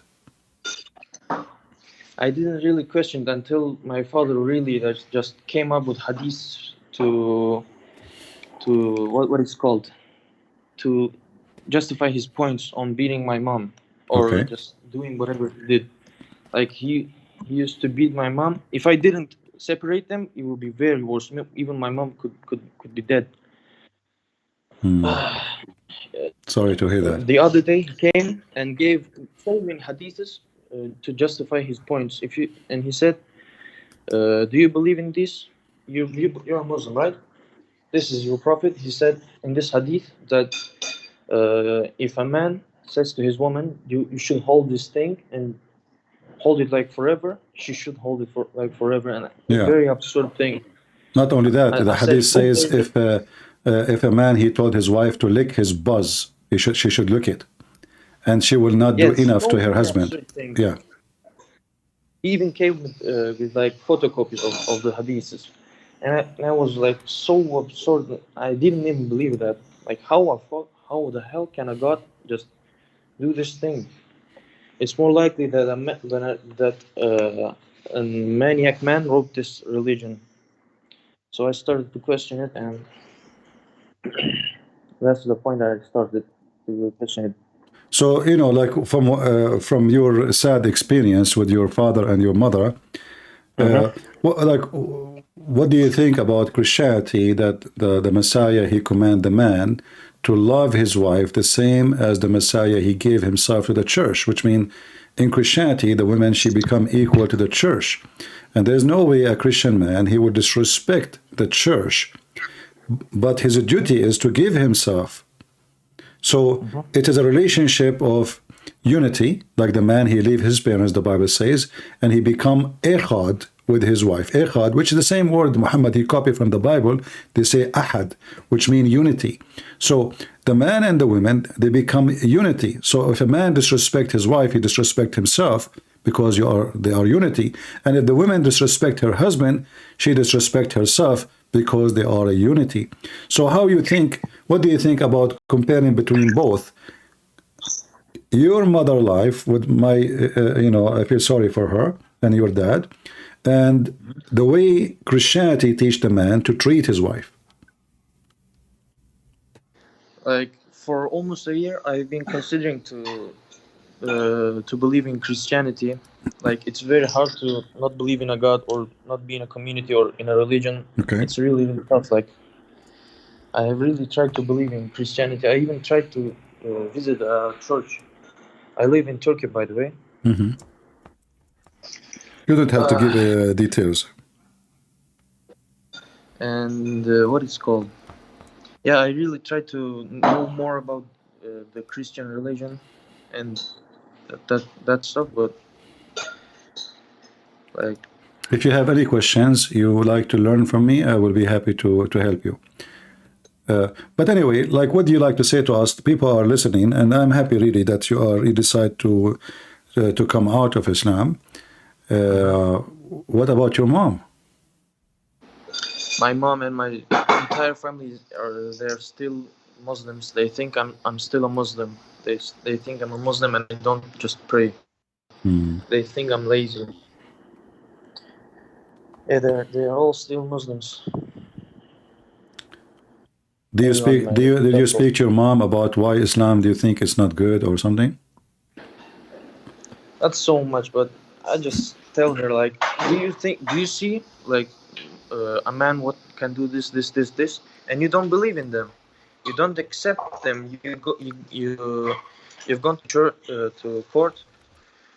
You did not go to a scholar to solve between you both. You have gone to scholar for like past 10 times, and scholar did not do anything. Justified every time my father. So my mom, she gone to a court and she solved it there. Like, if she herself really believed in the religion, she would still go to a scholar. But she even doesn't believe in her heart, but doesn't have the courage to question the religion and say the stuff. By the way, I'm sorry if I sound like kind of weird, because it's the first time I speak English, and no problem. Like this. No problem. Don't worry about it. You know, English is not my first language too. Well, I don't know. What do you like to share with people here? Like, you're calling me, and I don't want to push you toward the Christianity. But if you like to know anything about Christianity, I will be happy to answer you. Yeah, I really try to believe, but I can't. Like, why? What is the problem with Christianity? You think the reason you could not believe? Like, when I was Muslim, okay, the Christianity always was like, they just changed always the stuff. It's very corrupt. Why you think so? No, I don't think so. I was always called like this. Okay. Always heard it like this. They in Islam, you know, like, they don't take any religion seriously except Islam. Like, always say Buddhists, they are stupid. They pray to stones. And but Jews, don't the Muslims kiss stones? Excuse me? Don't the Muslims kiss stones themselves? Yeah.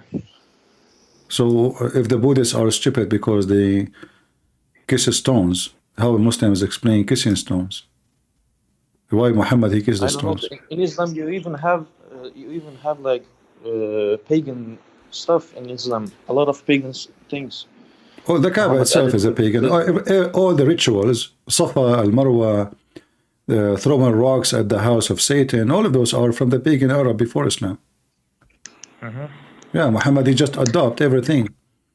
Going around Tawaf, you know, Tawaf. I don't know if you know the hadith. There's a hadith saying that a Muslim man, he says, before Islam, we look in the desert to find a rock. If we find a good rock, we put it in the middle and we do Tawaf. We go around it. If we could not find a stone which is good to do tawaf around it, we make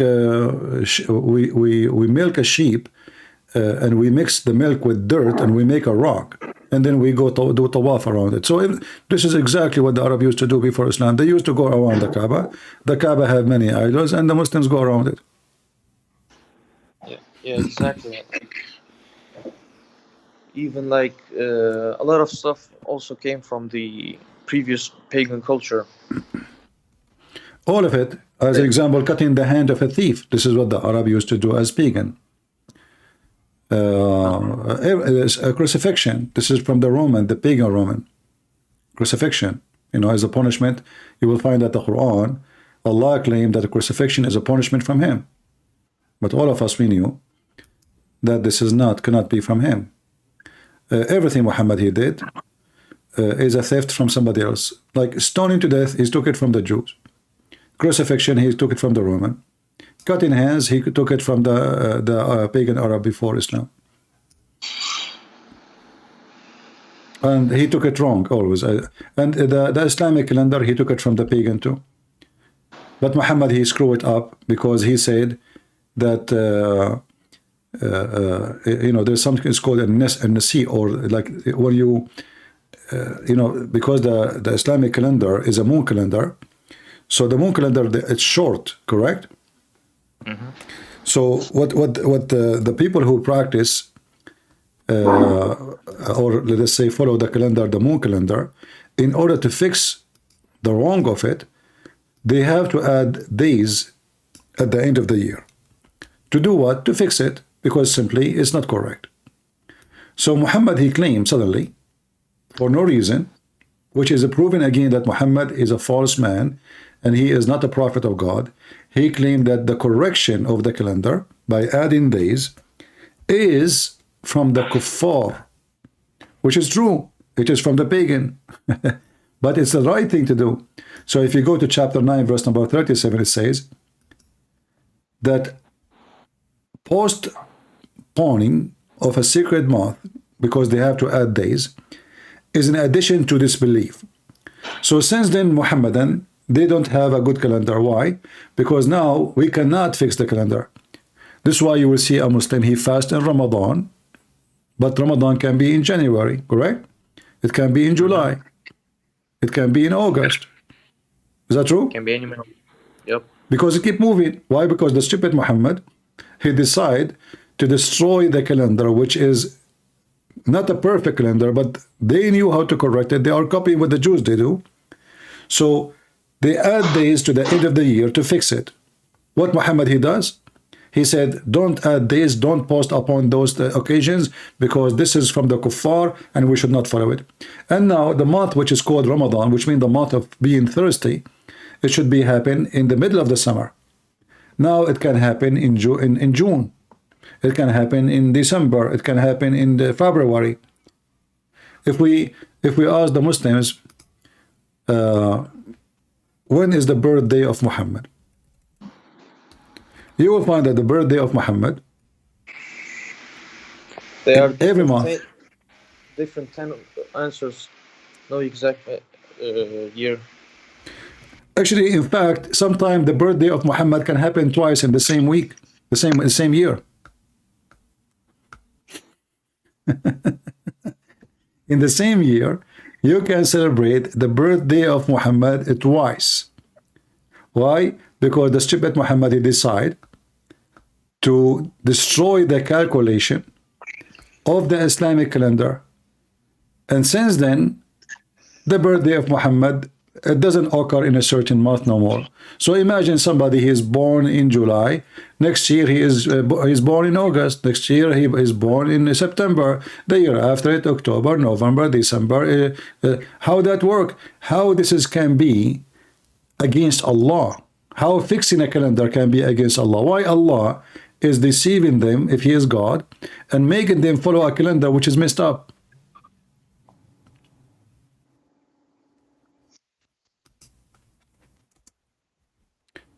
Do you have any Muslim scholar can join us and debate me? Do you know anybody?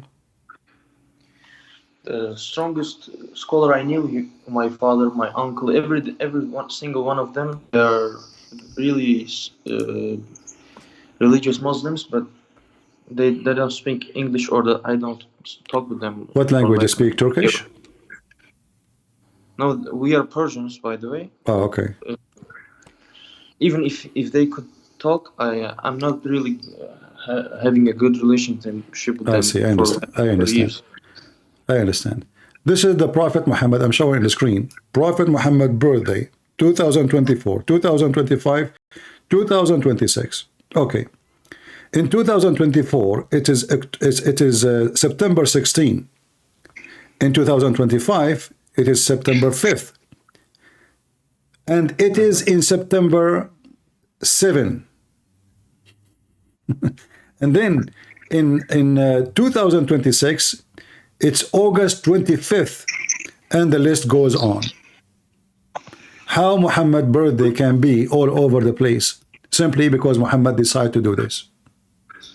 He decided to mess up the calendar, claiming his God told him that fixing the calendar is from the devil, which is absolutely false. What is going to hurt God that somebody is doing the right thing by fixing a calendar? It's just completely absurd. Yeah.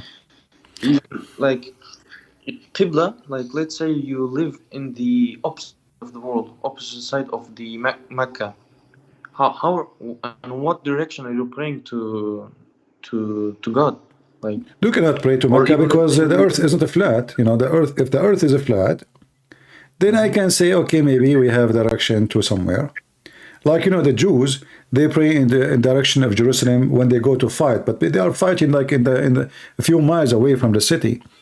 But to pray, and you are living in Australia or living in even in Turkey, you are hundreds, thousands of miles away. It's impossible to face Mecca because the earth is not flat.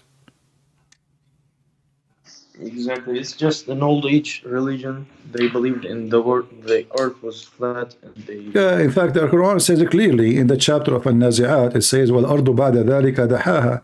Allah, He made the earth flat.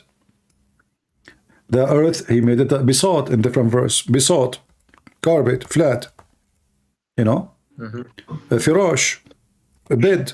You know, so there's tons of verses in the Quran making clear explanation that the earth is a flat. Chapter 2, verse number 22. You know, chapter 51, verse number 48. All of them, they say, Allah, He made the earth as a bed for you, flat. And the earth, the sky is a canopy, is a building, and a roof, which is absolutely false. Roof from what? Like, is the sky is a roof for the earth, like maybe the atmosphere? No. A roof where you cannot get out, as the Quran says, that when the genie, they try to spy at Allah, Allah will show them by stars. This is the roof, a guarded roof. Muhammad definitely thought the sky was a solid thing, like it was about to fall, but Allah is always holding it. They thought like it was a blue solid thing, always about to fall on earth. Yeah.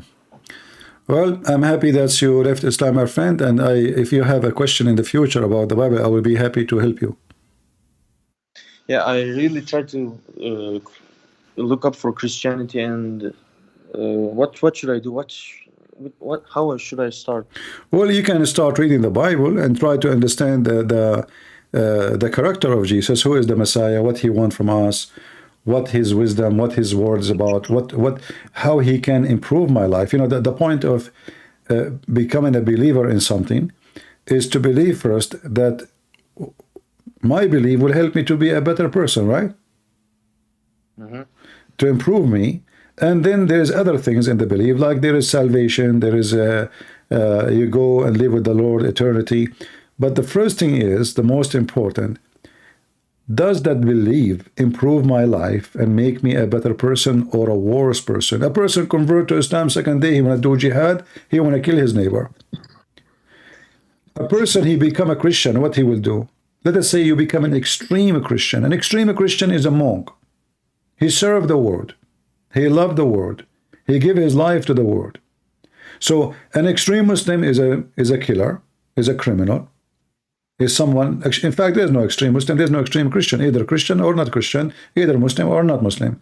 So a true Muslim is someone who followed the steps of Muhammad. He killed his neighbor, he raped his wife, he kidnapped his daughters.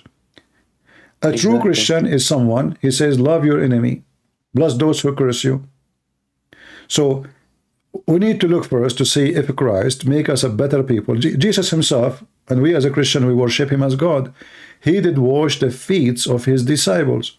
Okay, why Jesus washed the feet? What he's trying to do? I mean, why somebody, those people, they worship him, yet he go down on the ground and he held their feet, and he forced them, because he said to them, when they refused, they said, oh Lord, you cannot do that. They said, if you don't let me do it, you don't belong to me. And he explained why. He said, if you cannot be a servant, you cannot be a master. So when we read and we learn from the Messiah, we learn many things. We learn how to be humble, how to be beautiful, how to be merciful, how to be loving, and how to be strong. All those things together, when they are exist in a person, regardless if it's a male or a female, will make your life like a jewel. You will become like a jewel, a shiny jewel between your people, because you will be unique. You are great because you are humble, not because you are so proud. You are strong because you are so kind, not because you are arrogant and criminal. And this is what the Messiah will give to your life. And then you will find salvation with him, because this is the promise of the Messiah as Lord, as Savior. Whoever believe in me and die, he will live, the Messiah said. And I believe every word he said. This week, I will visit a church, and I will talk to the priests of there, and I will try to learn as much as I can in this religion. I will even buy a thick Bible. Really consider it. Well, I will be happy to hear from you. Anytime you have a question, you can call me. All right? Yeah, thank you very much, man. And I really enjoyed your videos and your debates. You are welcome, and I hope you are taking notes. Same time, when you try to read the Bible, try not to read as a reader. Try to live the story. Like, try to imagine the story, not only read words, because words just empty. Unless you go in the story, then you live the story, and then you will understand it and live it, and you will enjoy it. But words is just words. Jesus, he said, Jesus went, Jesus stood up. Well, we don't want to read a book just because he said. We want to understand very well what he said. We are not the same as the Muslims who memorize a book. It's not required to memorize. It's required to understand and have the spirit of the words. So what I encourage you is, when you read the Bible, not to seek reading, but to seek the spirit of those words, what the words will say to you as a person, individual, whatever your name is. So the Bible speaks to you as an individual. The Bible does not only speak to billions, speak to individuals. You will find that every story in the Bible can fit somehow with you, as your life today, as your problems.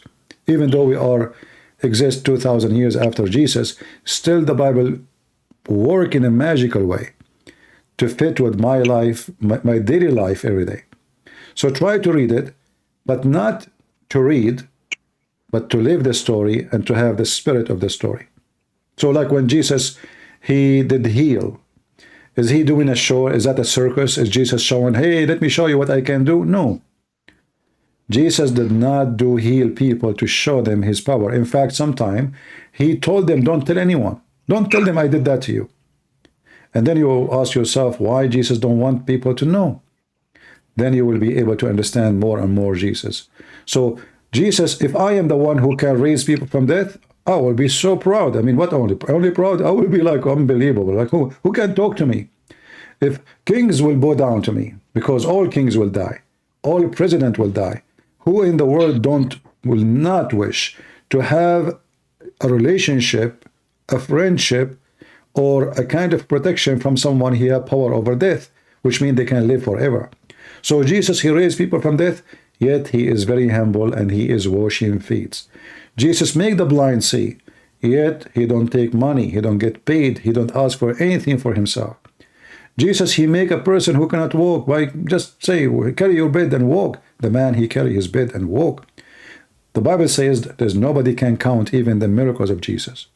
Even the Quran could not ignore, the book of the devil, Muhammad, could not ignore that Jesus' miraculous life is amazing. All of those miracles, they want to tell us what about Jesus? What is the purpose of those miracles?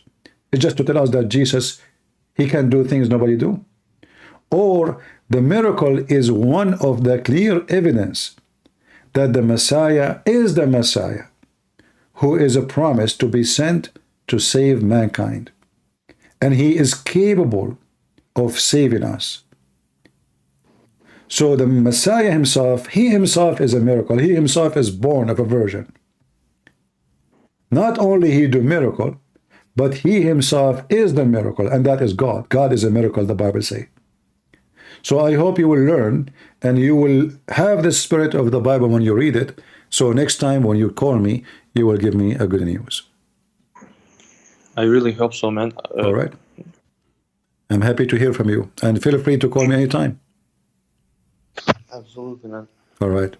Take care, and I ask all the Christians to pray for this gentleman, and may the Lord, open his eyes and help him to come to him and to be saved. Thank you for calling. Thank you, man. Thank you very much. Bye-bye. All right. I'm sorry for the money you waste to go to Hajj. What a waste of money. Right? I see many people talking about me in the chat. You can say whatever you want about me in the chat. You don't even know me. And here you notice, by the way, when people, they start speaking negative about you, that's good. I will tell you why. People speak against you either because really truly you are negative and you are a bad person, or they are trying to make you look bad. But yet, it doesn't matter which one of them, they don't dare to call me and get me busted to be what they say. Then you need to ask yourself, what's wrong? Like there's a person, he is saying Christian Prince is not humble. What do you want me to do? What does exactly that mean? What do you mean not humble? What humble mean? Say to you, you are right when you are stupid?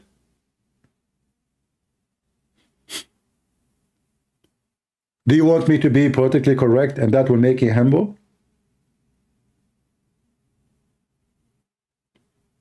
Well, for sure I will not be humble. If you are a dumb, I am very thankful that I'm not like you. Call me, prove me wrong. I challenge you even to explain what the word humble mean. I'm sure you do not know even what you are saying.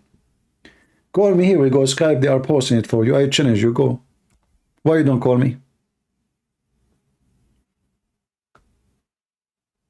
Do you know what the word humble mean? Big mouth, but they don't dare to debate you. They don't dare to prove you wrong. Even though, remember, my English is not that strong, which means you can, if you are a person who is, born in England or in America, you speak way better language than me. So you have advantage over me. But yet they don't dare to call me.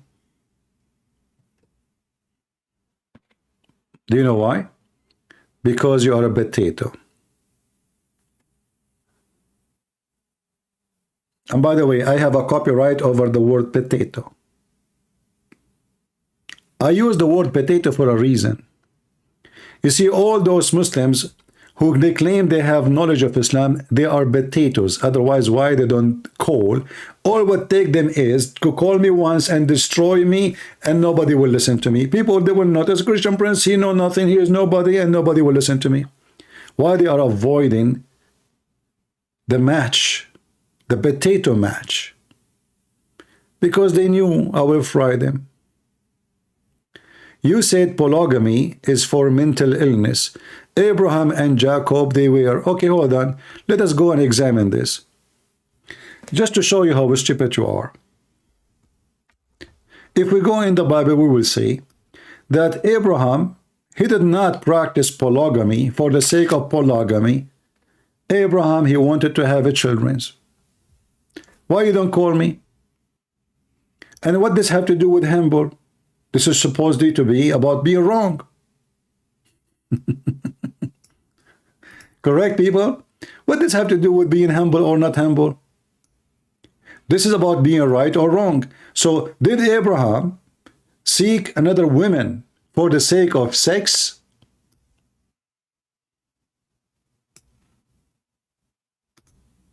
I'm waiting for you. And then we will go to Jacob.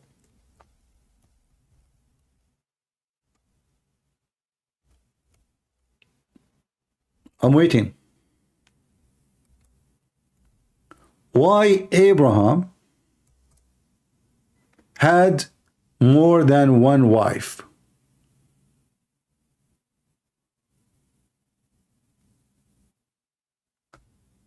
I'm waiting. You don't know why? Or you are a person who complained but you don't know what to say?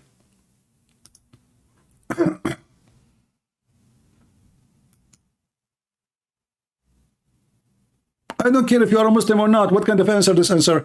You said to me that I am not humble because they said polygamy is for mental illness. Yes, it is. It is. The Bible says clearly, don't multiply your wives. Is that true?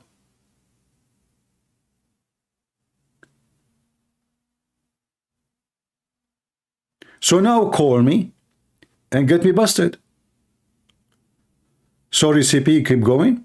What do you mean, sorry, CP?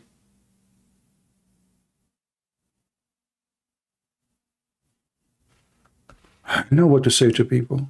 They complain. They don't know how to make, you know, if the Lord himself could not make people happy, I will make people happy, I will not. Mission impossible.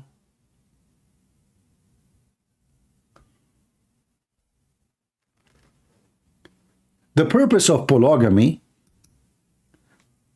the reason a man he seek it, because he like to have more women in his bed. To explain it to you in a, let us say, in a different way. Let us say here, let us open a page. Which page? We need a page which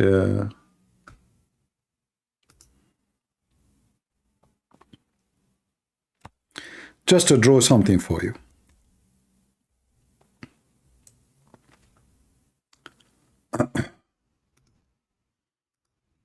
I'm just seeking an empty page, white page, so we can, okay, here we go. You see, when Muhammad, he say in the Quran, that Allah wa malaikatahu yusalluna ala nabi, Allah and the angels, they are praying on Muhammad. This is polygamy. Ooh, well, how is that? Okay. You have a person who become the center of everything around him.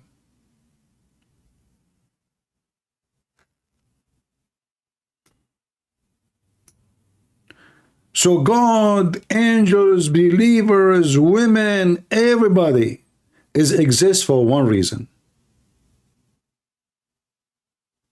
To satisfy him, satisfy his needs. In the case of polygamy, it's not only about sex. No, there's many other things. It's you being the center of interest. Simply, you being God.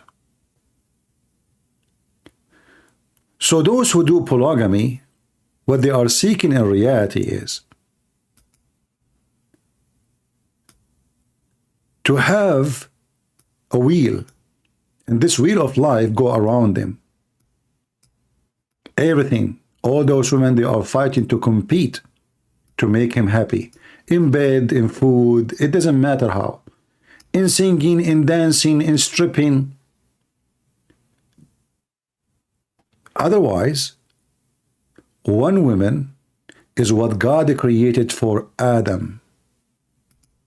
Did God make a mistake when he said in the Bible, multiply, don't multiply your wives? Did God make a mistake when he created only Adam and Eve?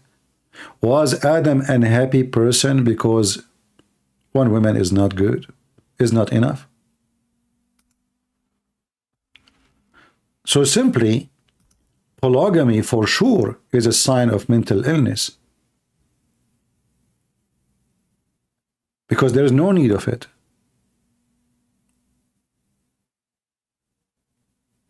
Except self-worship. It's about selfishness. What if the women, you ask the Muslims, why the man, he can have many wives, but the wife cannot have many men? They say to you, oh, the man, he is the one who is in charge of the house because he have money. Well, Khadija, she was the boss of Muhammad. Muhammad worked for her. And she can afford for sure having many husbands. In fact, she had 3 husbands. In fact, the Arab used to have many, the women, they have many husbands. And when she delivered a child, she decided who is the father. So what Islam did, Islam is switch from the women have a choice to the man only choice. So Islam is a man-made religion for the sake of the man, to serve the man, to worship the man. Muhammad, he said actually, a woman, if she suck the buzz of her husband, she did not do enough to him yet. Why a woman, she need to suck the buzz of the husband? How that will make her a good woman? Muhammad, he said, if there is someone to worship after God, I will command women to worship their husbands. Why you want to worship the husband? Is he a husband or is God?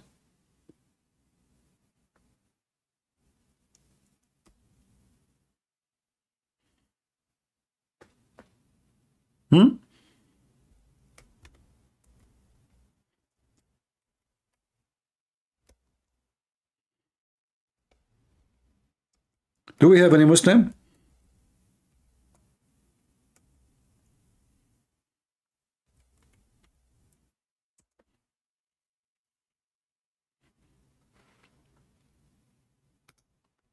Anyone? It's a sickness.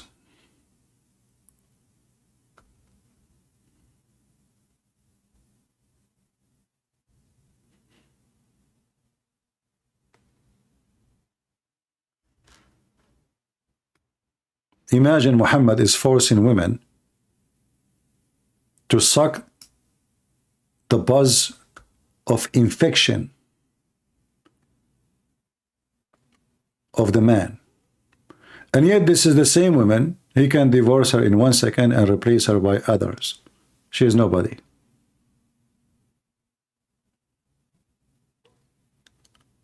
A woman, she cannot say no to her husband even if you want to do boom boom to her in the top of the camel. Why a man want to do to her boom boom in the top of the camel? Is he an animal? Is that what Muslims they do? Have sex in the street?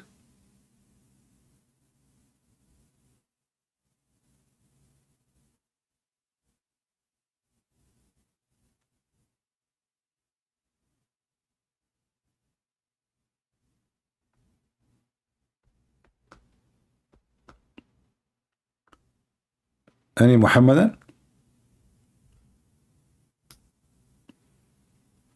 And the hadith about this, I can find it. Give me a second.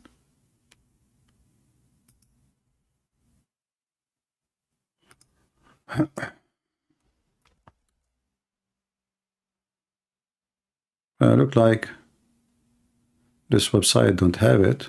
It should be here. Let us see a different one.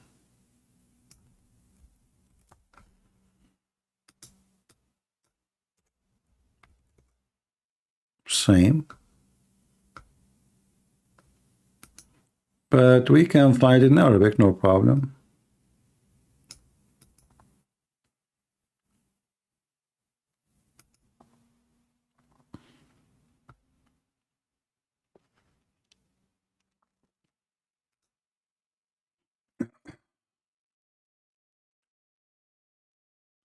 Let's see. All those reference here actually is about the woman, she is being a slave of the man.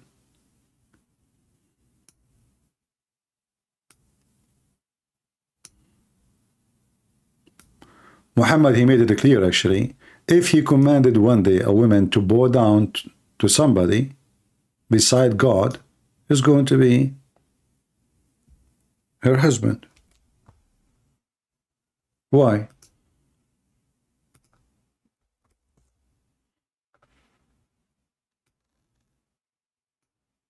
Isn't it this is what paganism is about? Why the woman she prostrate herself before her husband? This is what polygamy is about. It's paganism. Is worshipping fake God. Say polygamy is sin, it is sin. You see, just to show you how stupid some people are, polygamy is sin when there is a law against it.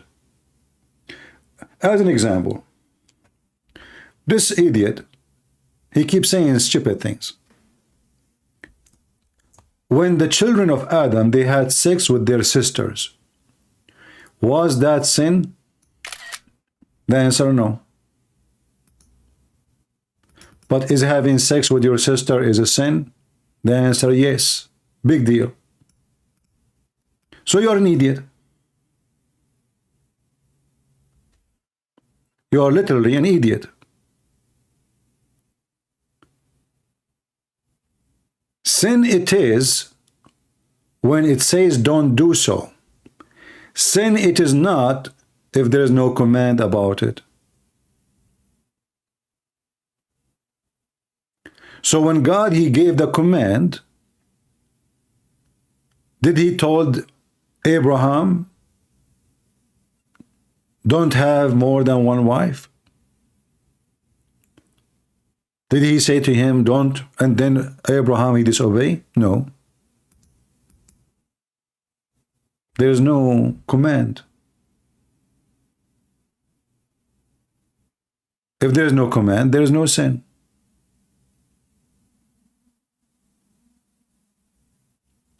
When Adam, he committed sin, what was a sin? He disobeyed the command. Anything else he can do. Correct? This is the garden, do whatever you want. Jump in the tree, cut in the tree, eat, jump, have sex with your wife, do whatever you want. But don't go there. That is the only command. So what is sin? Is to disobey the command.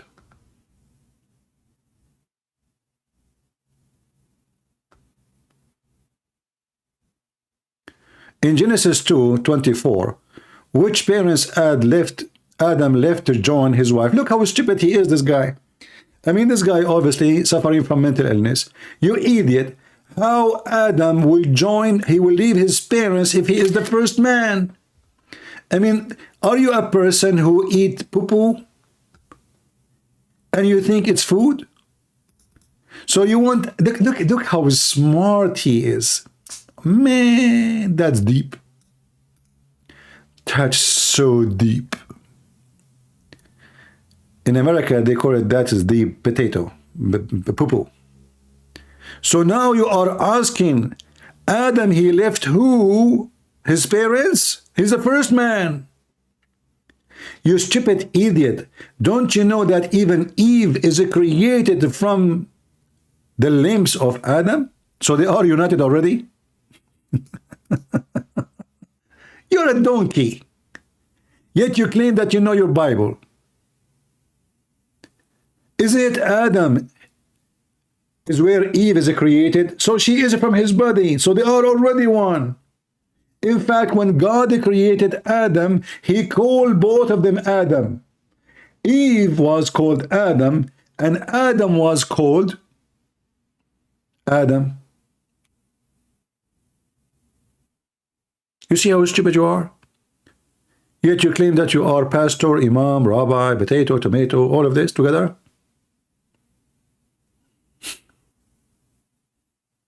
Oh boy.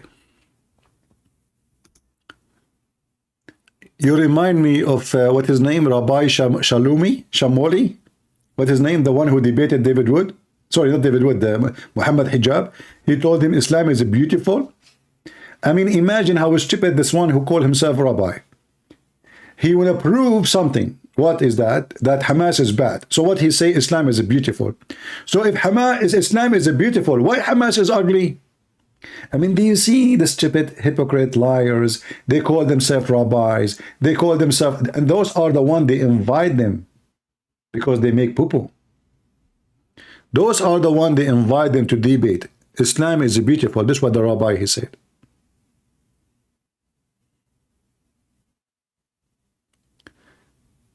Do we have any Abdul?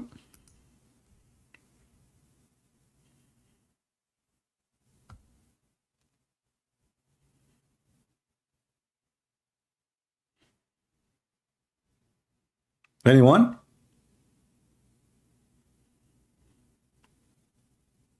This is why, by the way, I find that maybe most of those called rabbi, they are fraud.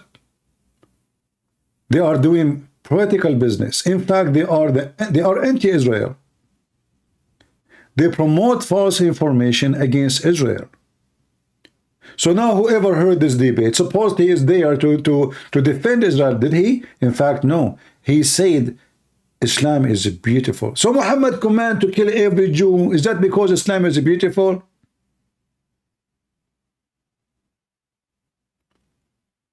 Muhammad raped the Jews. Muhammad enslaved the Jews. Muhammad tortured the Jews. Muhammad, he brought a guy, he's a Jewish man. They keep beating him to tell them where he hid his money.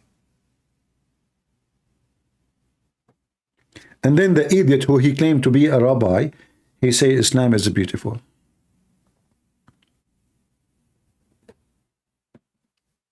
And by the way, we have the same garbage between us. We have those who claim to be Christian ministers or priests, and they defend Islam. A lot of them, they are the sons of the devil. This is why when you go to a church, or even if you are a Jew, if the rabbi he said to you, we and Muslim worship the same God, your rabbi is a devilish man. He served the devil. The God of Islam is not even a spirit. The God of Islam did not give Moses the 10 Commandments. The God of Islam, he commanded to break the 10 Commandments, each one of them and more. When you go to so-called a church, I say so-called because I'm talking about certain priests. And those people, they say to you, well, we worship the same God. Tell him where, how? Well, our God is Jesus. Is their God is Jesus? No. So how we worship the same God? Our God is a spirit. Is their God is a spirit? No. So how we worship the same God when the nature of the God is not even the same? In our heaven, there is no sex, nothing of that. Their heaven is nothing but a porn station. How we have the same God, but we have totally opposite heaven. Our God teaches us to love our enemy, to bless those who curse us. Their God teach them to hate and kill and rape. How we have the same God? There's a lot of people, they lie to you and they claim to be Christians. In fact, those are more dangerous than the Muslim sheikh themselves. For they are the same as the mole, is the termite inside your house. In the house of God, they are the termite.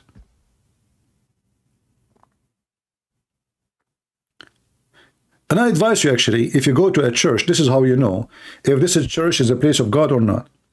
You ask them, what do you think about homosexuality? They start saying to you, God love everybody. Listen, a potato, listen to me.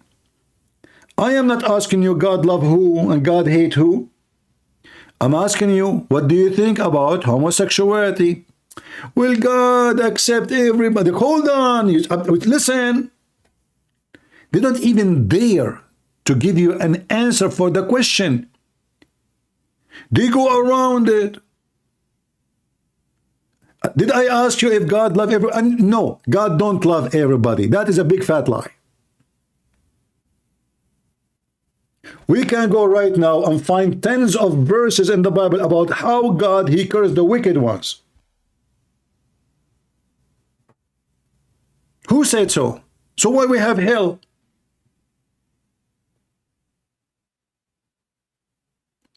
When the Bible says Because God, he loved the world, he sent his only begotten son, is to save them from their wickedness. But he don't love the man for his wickedness. He loved the man to be saved. But if you are wicked, you will go to hell. So if you are a thief, if you are a criminal, if you are a drug dealer, if you are whatever you are, you will go to hell.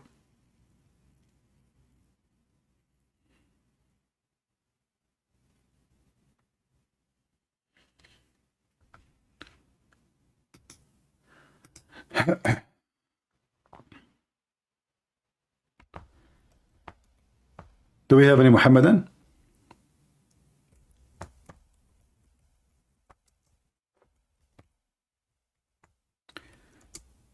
Okay, you know, the guy, you call yourself prophet. Why you don't call me?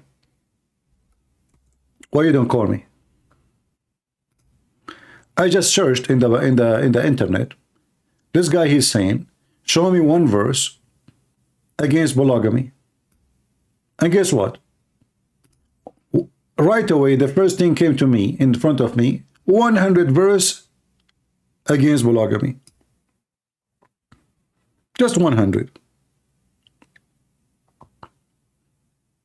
And this guy saying to you, show me one.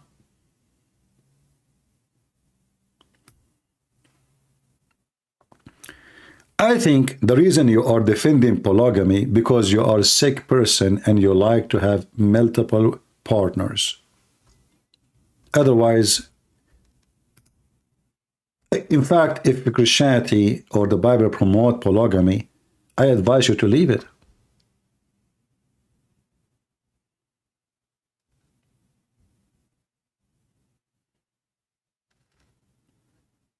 The first verse in the Bible says, but because of the temptation and sexual immorality, each man should have his own wife and each woman her own husband. Show me one verse in the Bible.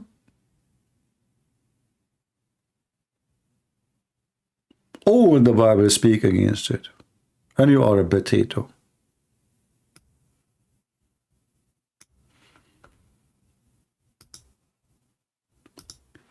Do we have any Muhammadan here?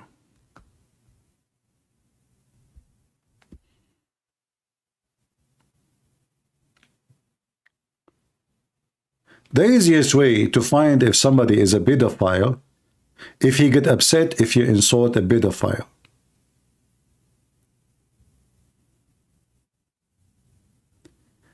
The easiest way to find out that a person he like to have multi-partners if when he upset if you say you should not have multi-partners. Otherwise, why he will be upset?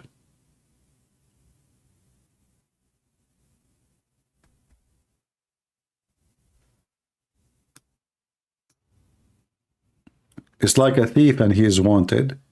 Each time he hear the police car, he think it's coming for him, unless you live in New York.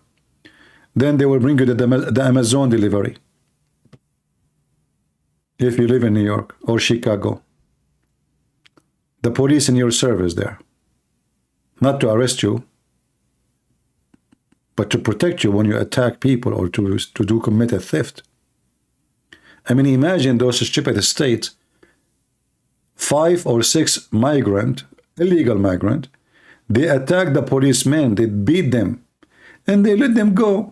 Imagine if we beat a man. I mean, American, they cannot beat a policeman, but migrant, they can. They are poor migrant, you know, and they want to give them now a credit card. Stupid liberals.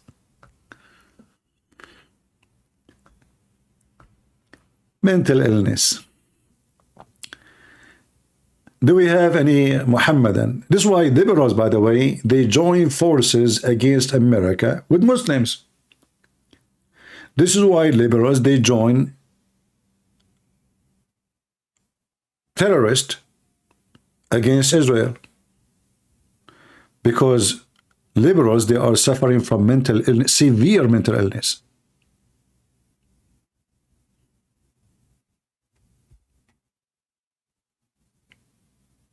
I mean, he will find somebody holding the flag of the homosexual, and he go screaming in the street, "Free Palestine."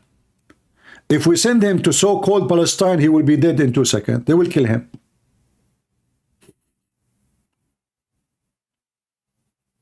It's the truth. It's a fact.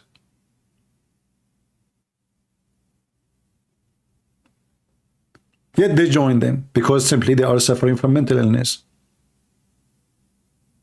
Who is here for the first time? If you are here for the first time, don't forget to subscribe. You see, we don't ask people to subscribe, but just to remind you, because I know people, they come, they go, they don't. So we don't even have 4,000. You know, I'm leaving my account in YouTube, which have 156,000. And I come in here because here we can keep our videos. Until now, thank God, Rumble did not harass us, and I hope they will never. So invite your friends. And by the way, some people, they struggle with the Rumble. They say it doesn't work good for them. Use Opera. Opera is a browser. It's free, and it have like a proxy.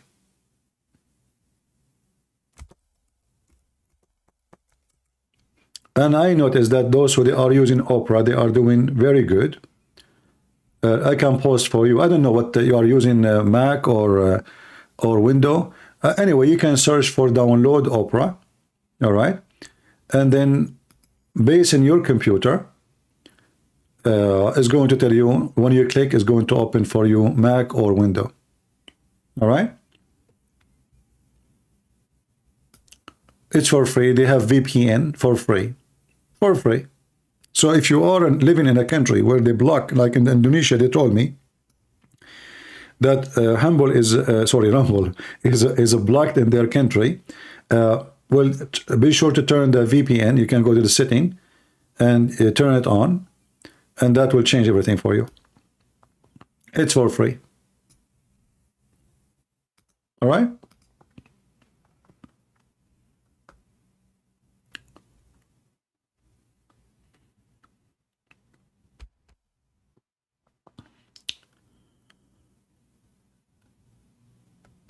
Any Muhammadan? How many of you using Opera?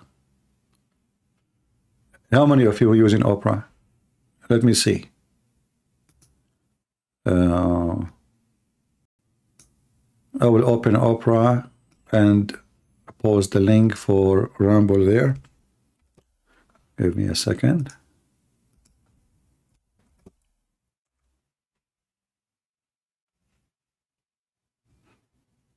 I think even Opera, even the chat run faster. Right?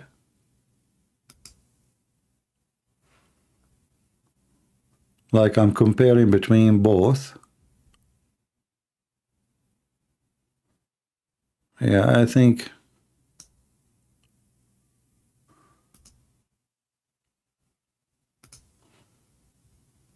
Yeah. Here's the truth. All right. So try it. It's for free.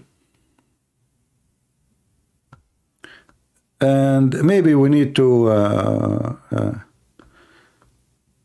like, you know, I mean, whatever software you think it's better. Opera GX. There's something called Opera GX. I don't know what is that. Let me search.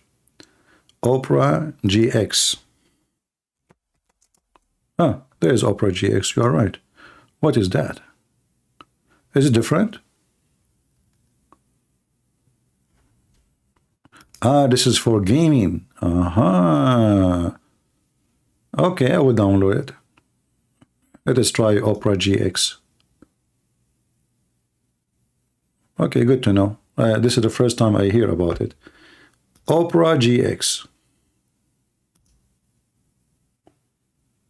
So guys, search for Opera GX. All right.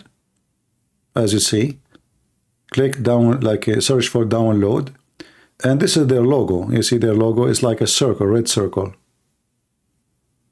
And look like this is made just for gaming. And maybe this is why it is better and faster. Let me try here.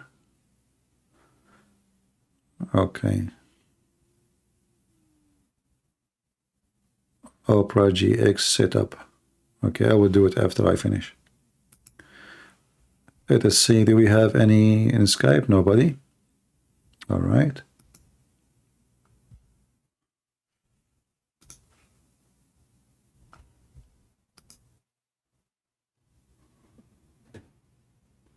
Yeah, usually things for gaming is going to be more smooth because simply it's play software of things moving fast, etc.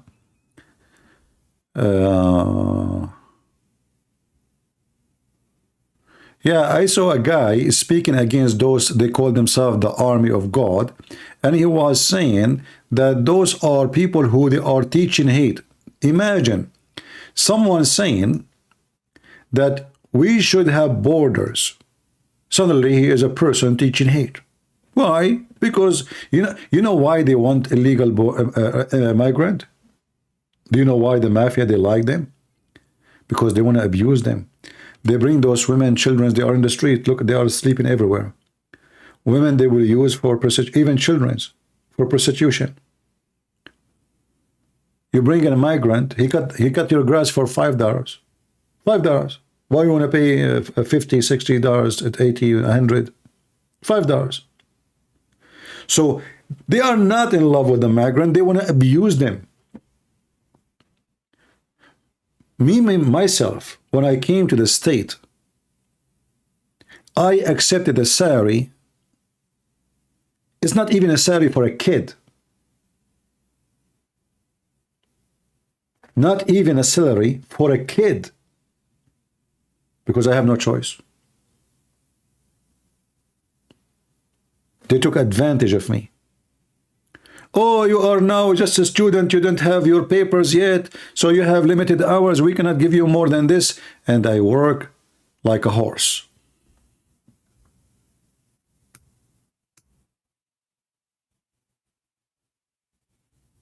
This is why they want the migrant. So they can use them, abuse them, make money from their back. They don't give you health insurance. They don't register you. They don't do anything right. And you think you are. You think, by the way, you think you are legal. You think they are covered by health insurance. You think you are working for a company. They don't.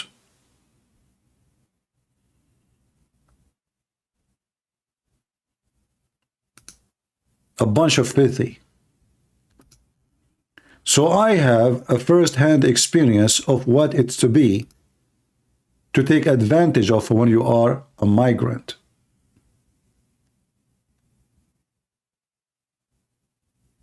I know it very well.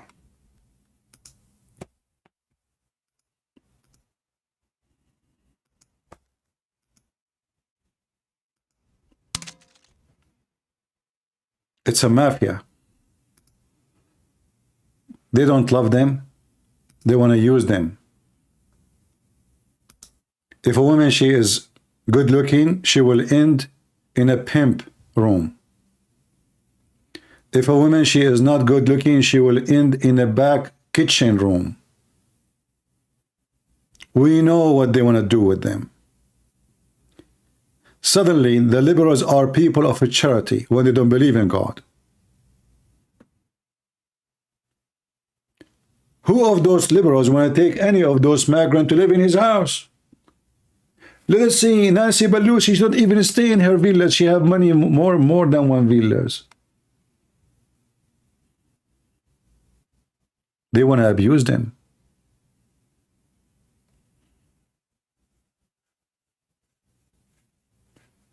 And I'm telling you about my experience. I was really so upset. I see a guy, and he is Mexican. He work with me. I do the same exact work. He got paid at least 3 times more than me. At least.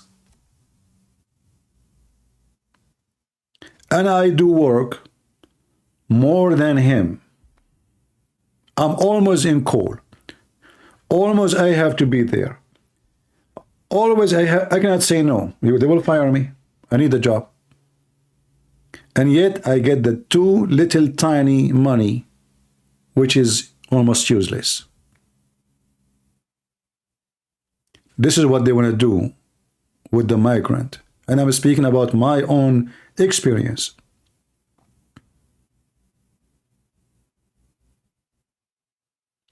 They are filthy, they are cowards, and they don't care for the migrants.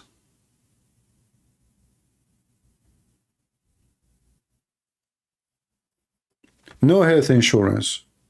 Nothing. You know what nothing means? Nothing. And they give you the job which nobody want to do.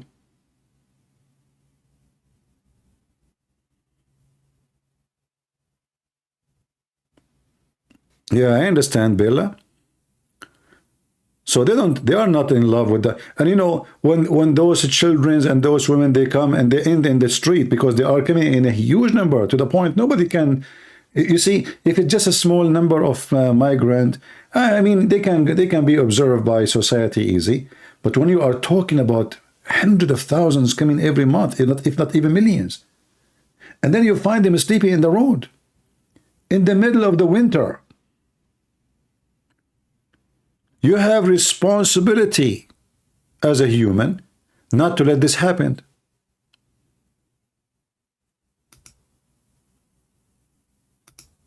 And you know, if you say you want to open the country for migrant, well, then open the country for migrant. Everybody will come. Nobody will stay in Afghanistan. Nobody will stay in Pakistan. Nobody will stay in India. Nobody will stay in Iraq. Nobody will stay in Syria. Nobody will stay in Lebanon. Nobody will stay anywhere.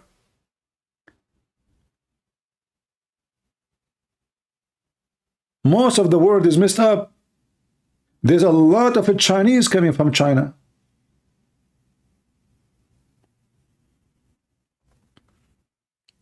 And then after you give them the citizenship, they start complaining about this country.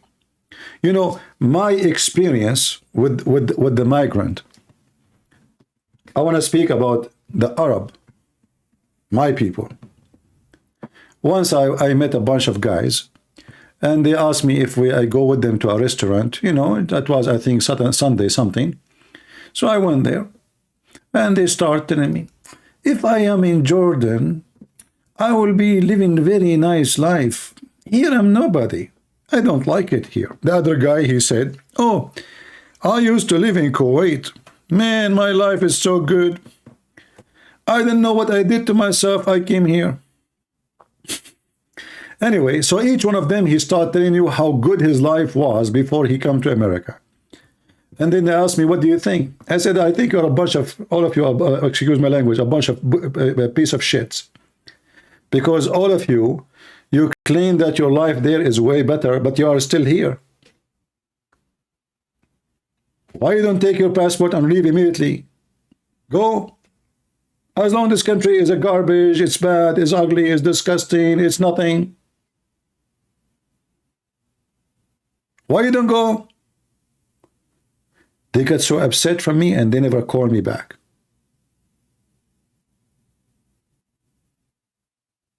I mean, look at the hypocrite. They sleep in the front of the embassy, God knows how many times to get a visa. If not, they cross the borders and they risk their life, or they cross the sea. They come, they wash dishes in restaurant until they get a green card. And then after they get the green card and become a citizen, and now they are driving nice cars, this country is bad, disgusting. Some of us are kids. Okay, well, you should not have kids here, my friend. This is about Islam. Don't bring kids here. It's your fault if you have kids around you. You know, you should have a headphone. Get a Bluetooth. Sometimes you cannot use a better word. I mean, you have to use it. What I will use? Fertilizer? Okay, next time I will use fertilizer. This is why me, myself, I don't associate myself generally with Middle Eastern. For sure, not everybody is the same, you know, but generally they are so hypocrite. He is coming from Iraq. Iraq is so beautiful. Come on, man. I mean, what are you talking about? Iraq is dust. Iraq, I mean, it's messed up. But Iraq is beautiful. That's it. So why you are here? Go. What are you waiting for?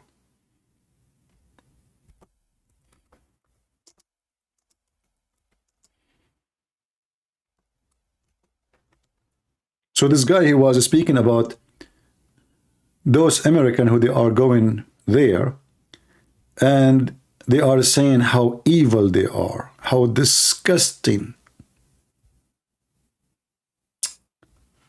how bad. The bad is you. You want them to get in so you can use them, abuse them sexually, financially, labor. That is the whole purpose. Otherwise, I dare you to open your house for them and let your house full of them. You don't. If somebody get close to your yard, well, you will shoot them. A bunch of hypocrite cowards. Anyway, do we have any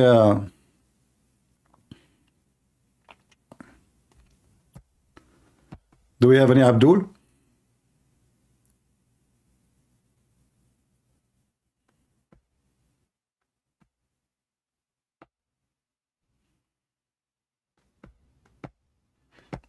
Yeah. No Abdul left?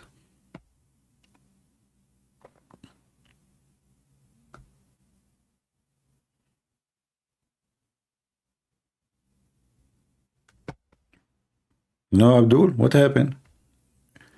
We have a dry land, Abdul. Nothing went across the border?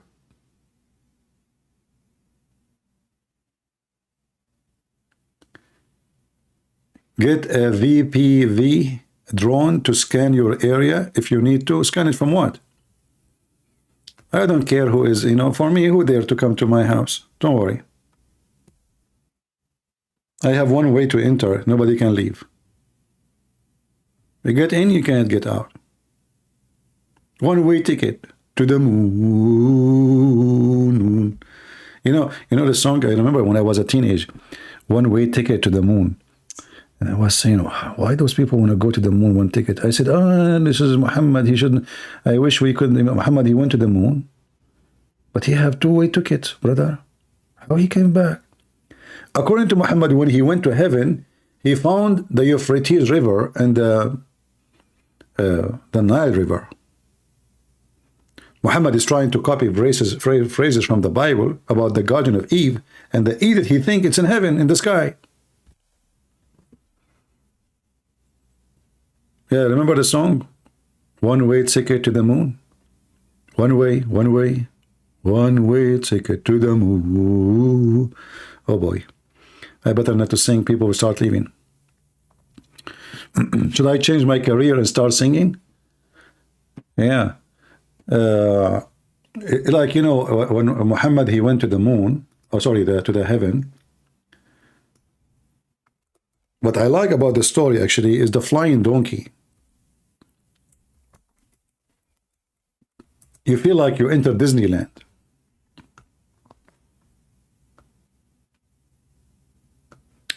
And one of the stories here, actually, is how the donkey don't want Muhammad to ride him. Hold on. Look at this. From Ishaq ibn Mansur, أخبرنا Abdul Raziq, أخبرنا Muammar told us from Qatada that Al-Buraq, which is the name of the donkey, brought to the Prophet SAW, it's like a shortwave station radio, on the night of Isra, which means the night Muhammad, he went up to heaven.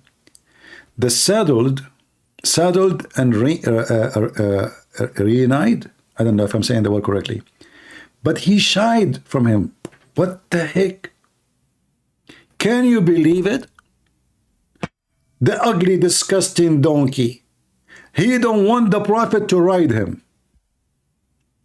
Can you believe it? And then, look what happened. So Jibreel, the angel, he said to the donkey, you stupid idiot son of Muta, do you know who is this?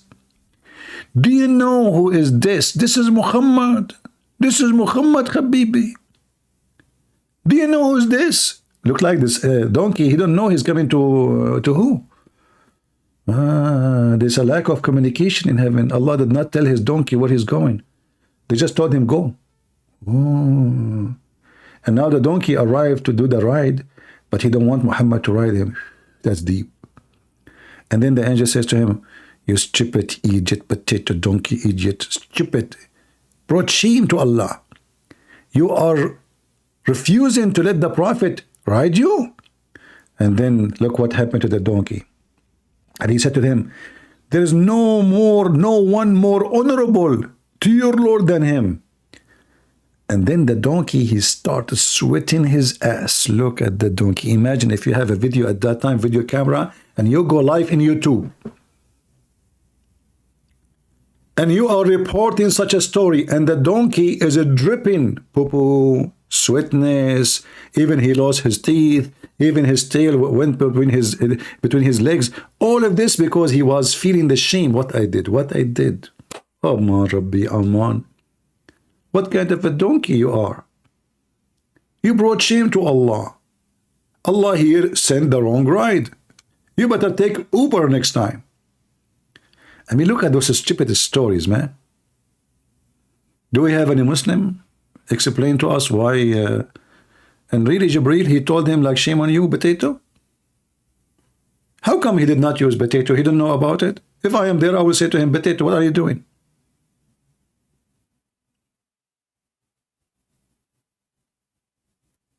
What's wrong with this donkey? Even the donkey don't want Muhammad. Is that because he smelled bad?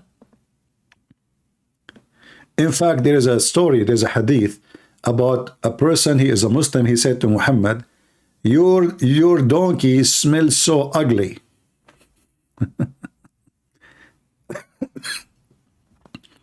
And then the Muslim, they start fighting each other. Anyone knows what they use?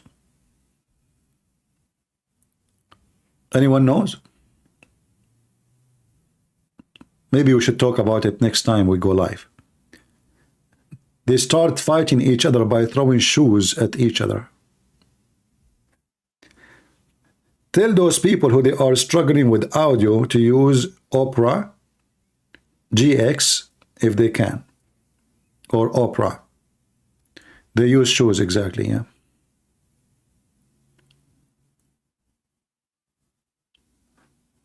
Sandals, yeah.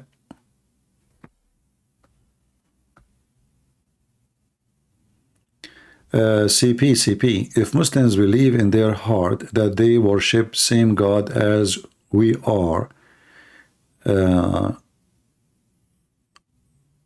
they saved because Jesus judged them in what in their heart? No.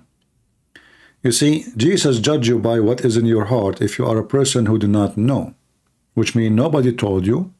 Let us say you are a person who live in the jungles of the Amazon. So nobody mentioned to you the name of Jesus. You never received the gospel of Jesus. So how you can be judged?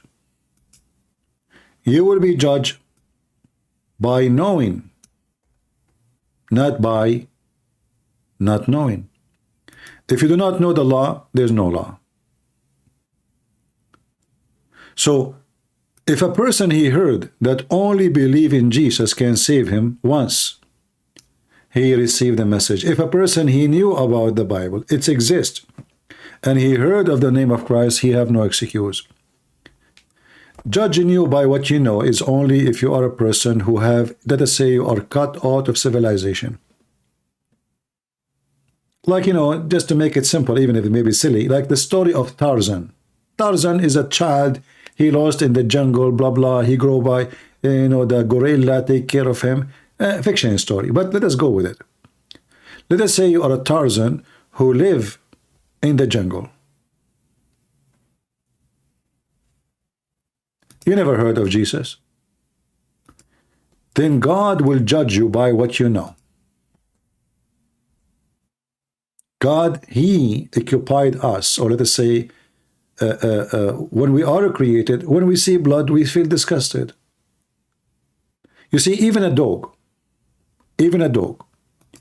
when he do wrong, he feel guilty. Is that true? Is that correct, or I'm making things up? So how a dog, he knew he is guilty? He hid. He put his head down. Look at this picture here. The girl, she screamed at him, and he put his head down. You know, he's hiding.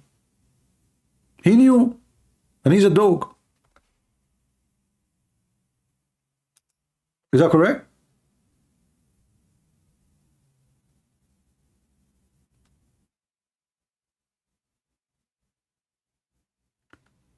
So when God created us, He did not leave us. Yeah, there's no picture. Hold on. Look at this. Guilty dog. He's better than many human. They go to the store, they rob the store, and they are so rude and so filthy, and they are so proud of their theft. Dogs is better than them.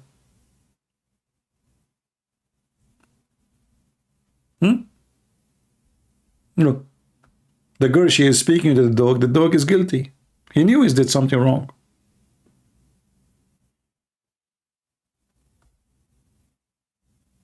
There's tons of videos in YouTube.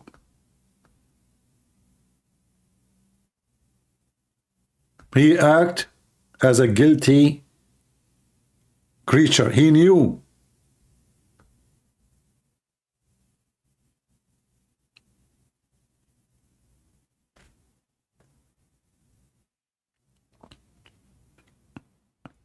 Obviously, dog is better than Muhammad. He rape women. He think this is, and he tell his people this is from God. Right? So if a dog, he feel that he is guilty and he understand what guilty mean, why human being don't?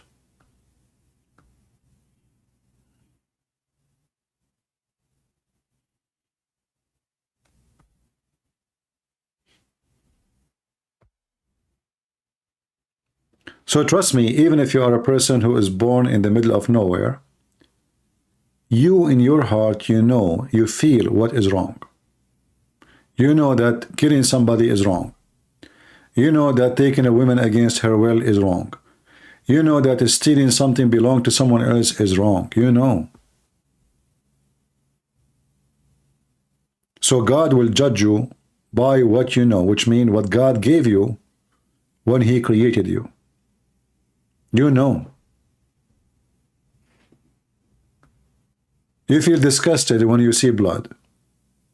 Why?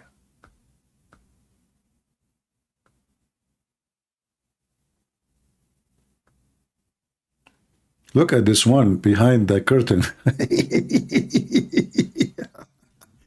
He went behind the curtain. Look at their eyes. I mean, if we play those videos, by the way, I mean, you look at their eyes. Honestly, I mean, it's so amazing how they are acting.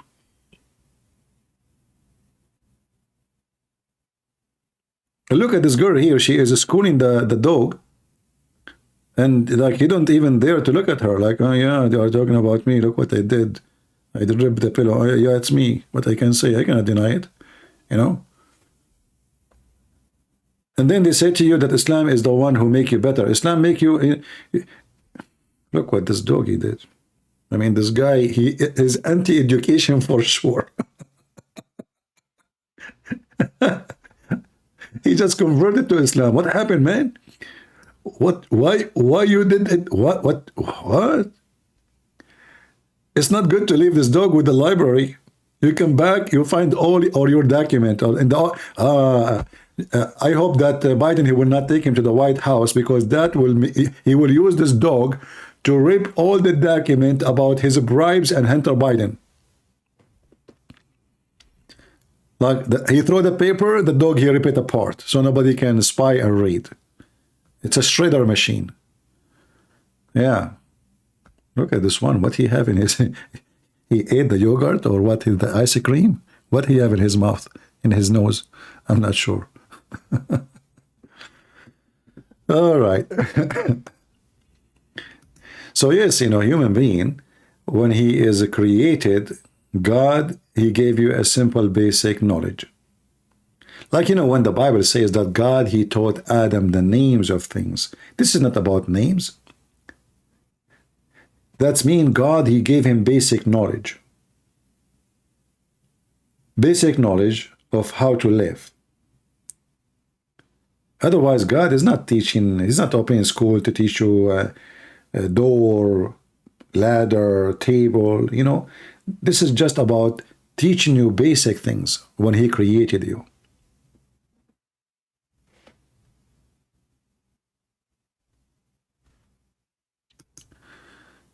Okay. All right, I think we have enough for today. And I will try my best to come tomorrow if I could. And I hope we have a good time. Did we have a good time? I want to say thank you for all of you, and thank you for those who always support us by coming here or by other kind of support. And I hope you will share the link with your friends so people more will know how to find me. As you know, most of people, they usually look for me in YouTube, but I think it's better for us not to be in YouTube. There's no future for us in YouTube, obviously. And I think YouTube as a software is going to die sooner or later. You know, there's a lot of competition is coming. In the time of Trump, he tried to, let us say, to protect Facebook, Twitter. That's why he was fighting TikTok. But I think the end of those programs are coming. More things will merge and they will die, especially with them being very much aggressive and they are not sincere and not honest. I believe even TikTok is going to die. You know, it's like a trend, you know, like a new software come, they go up. And that's why actually I say, I know many people, they invest in the stock market. Never buy stock market in such a thing. Those are not even a business. Like a Twitter, Facebook, TikTok, those they can be demolished in a day and all your money will go. They are not even real. What they own exactly. It's a website. Nothing. All what they have is a website. It's not like a company who make airplanes or a company make cars, or they have an asset, they have real property, those are nothing. They can be demolished in a second. Even Google can be demolished. Like, you know, Google tried its best to own everything. Like Android, they bought Android. YouTube, they bought. YouTube is not part of Google, by the way. It was not. They bought it. Anything grow, they feel is going to have a future, they hijack it, they buy it. But the same one who made YouTube, somebody else will make better than YouTube. And they will grow big, and they will be competing. And then what Google will do, will buy it again. You will notice that those things is not really working no more. And companies which is controlled by the Silicon Valleys is moving because the Democrats are stupid. All the businessmen, all the rich people of the Silicon Valleys are leaving the country. In the world, in the best scenario, they are going to different states like Texas or Florida.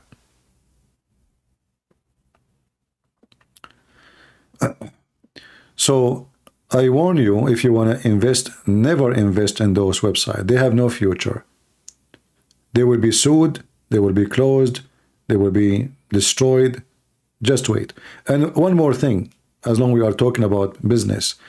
If you are a person who invests in Bitcoins, did you hear the news? Trump, he is said, if he become a president, he is going to ban it.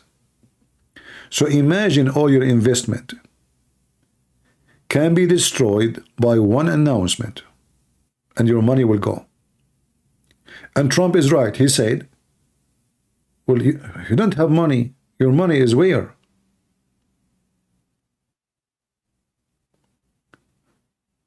So if you want to invest in something real, something exists.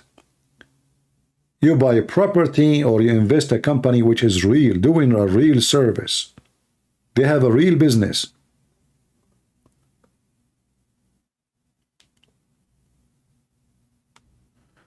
No, I'm serious. Trump, he said that, don't you know? So imagine if Trump, he won the election next year. Okay, maybe you don't believe me. Hold on. I saw it.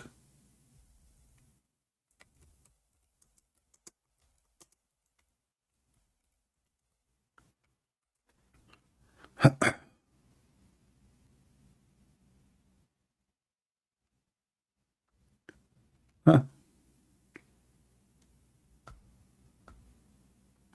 Yeah, this is January here.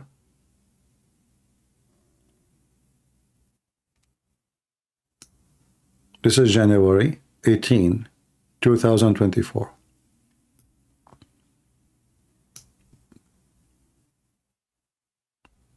Go read it.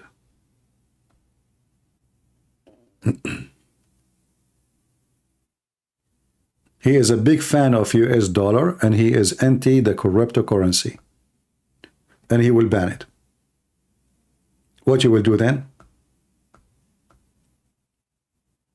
You don't even know where's your money. Where is your money? Where is your money exactly? Which bank? Where we can find it? Where you can cash it? So, if Trump he became a president, the Bitcoin business will be collapsing because you know everything is connected to USA. So good luck with that. All right. I don't know. What I saw, what I understood, he spoke that he is a fan of US dollar and he is against all crypto or like those kind of virtual currency. He did. He's not only against one thing, no. You know, Trump plus Bitcoin. You see the word Bitcoin? Facebook, Libra, etc. Blah, blah, blah. So it is what he said. They asked him about many things. In fact, he said that Bitcoin is a scam. He said that. Bitcoin is a scam. That's what Trump... So this guy, if he becomes the president, and most likely he will, you know, then what you would do?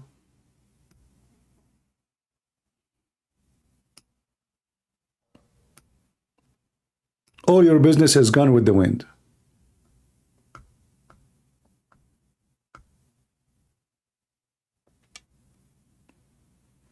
And he said it clear. He said it's a scam.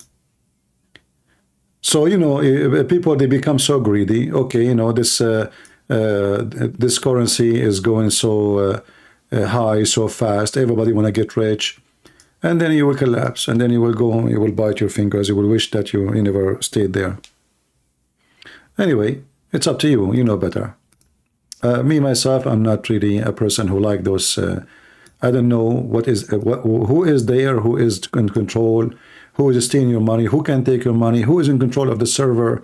One person controlling the server, he can steal your, you know, here. If one person, you have your password, you lost your money. Which means if a hacker, he hack your username and password, you lost everything.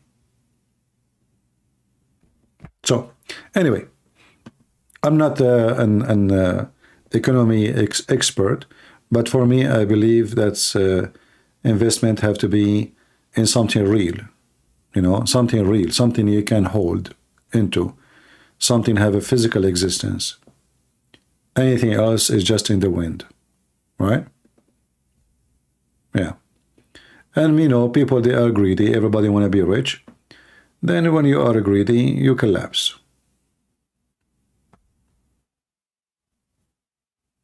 So if you have it, I think maybe it's better to stop being greedy and sell it and get what you can have, because you never know. Tomorrow might a bad news come. Like, you know what this guy, his name? I forgot the name. The guy, he took, I don't know how many, million, 400 million? I don't know. I mean, look how easy. I mean, the dollar, they're talking about what? How this guy, he become so rich? So later, suddenly, this currency collapse. People who have hundreds, millions of dollars, it's gone with the wind. Where you go now? There's nothing. How you can take it back? At least banks, they have guarantee, the government, etc. They have asset, they have building, they have a property, they have mortgage, they have many things. You know, you can go after them. You can get at least a million number of the money. Those, they don't know where they are. Who are they? You don't know. Yeah, Bankman. Even his name is Bankman. Bankman. He's made for this, huh? His name is made for that. Yeah.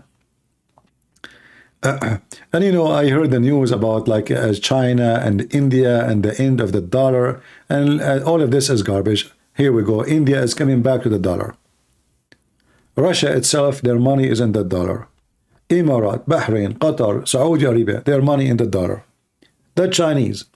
So you hear a lot of news about fighting the dollars. They want, you know, they are using, you know, joining BRICS, and it's not going to work, because simply the dollar is the storage of wealth of all countries in the world, and they cannot get rid of it. They cannot. It's like, you know, mission is impossible. Good luck with that. Anyway, I want to say thank you all for being here. May the Lord bless you, and until we see you soon again. God is good, so is Jesus.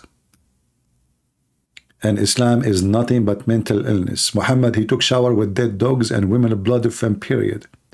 A clear evidence of his mental illness. His promises about heaven, about endless penis, big vagina, 1 mile ass, is a clear evidence of mental illness. Shaitan, he sleep in your nose, piss in your ears, round himself around your penis, go inside your anus, is a clear statement of someone suffering from mental illness. If you don't believe me, that's your problem. Thank you. God bless you, and see you soon. Take care.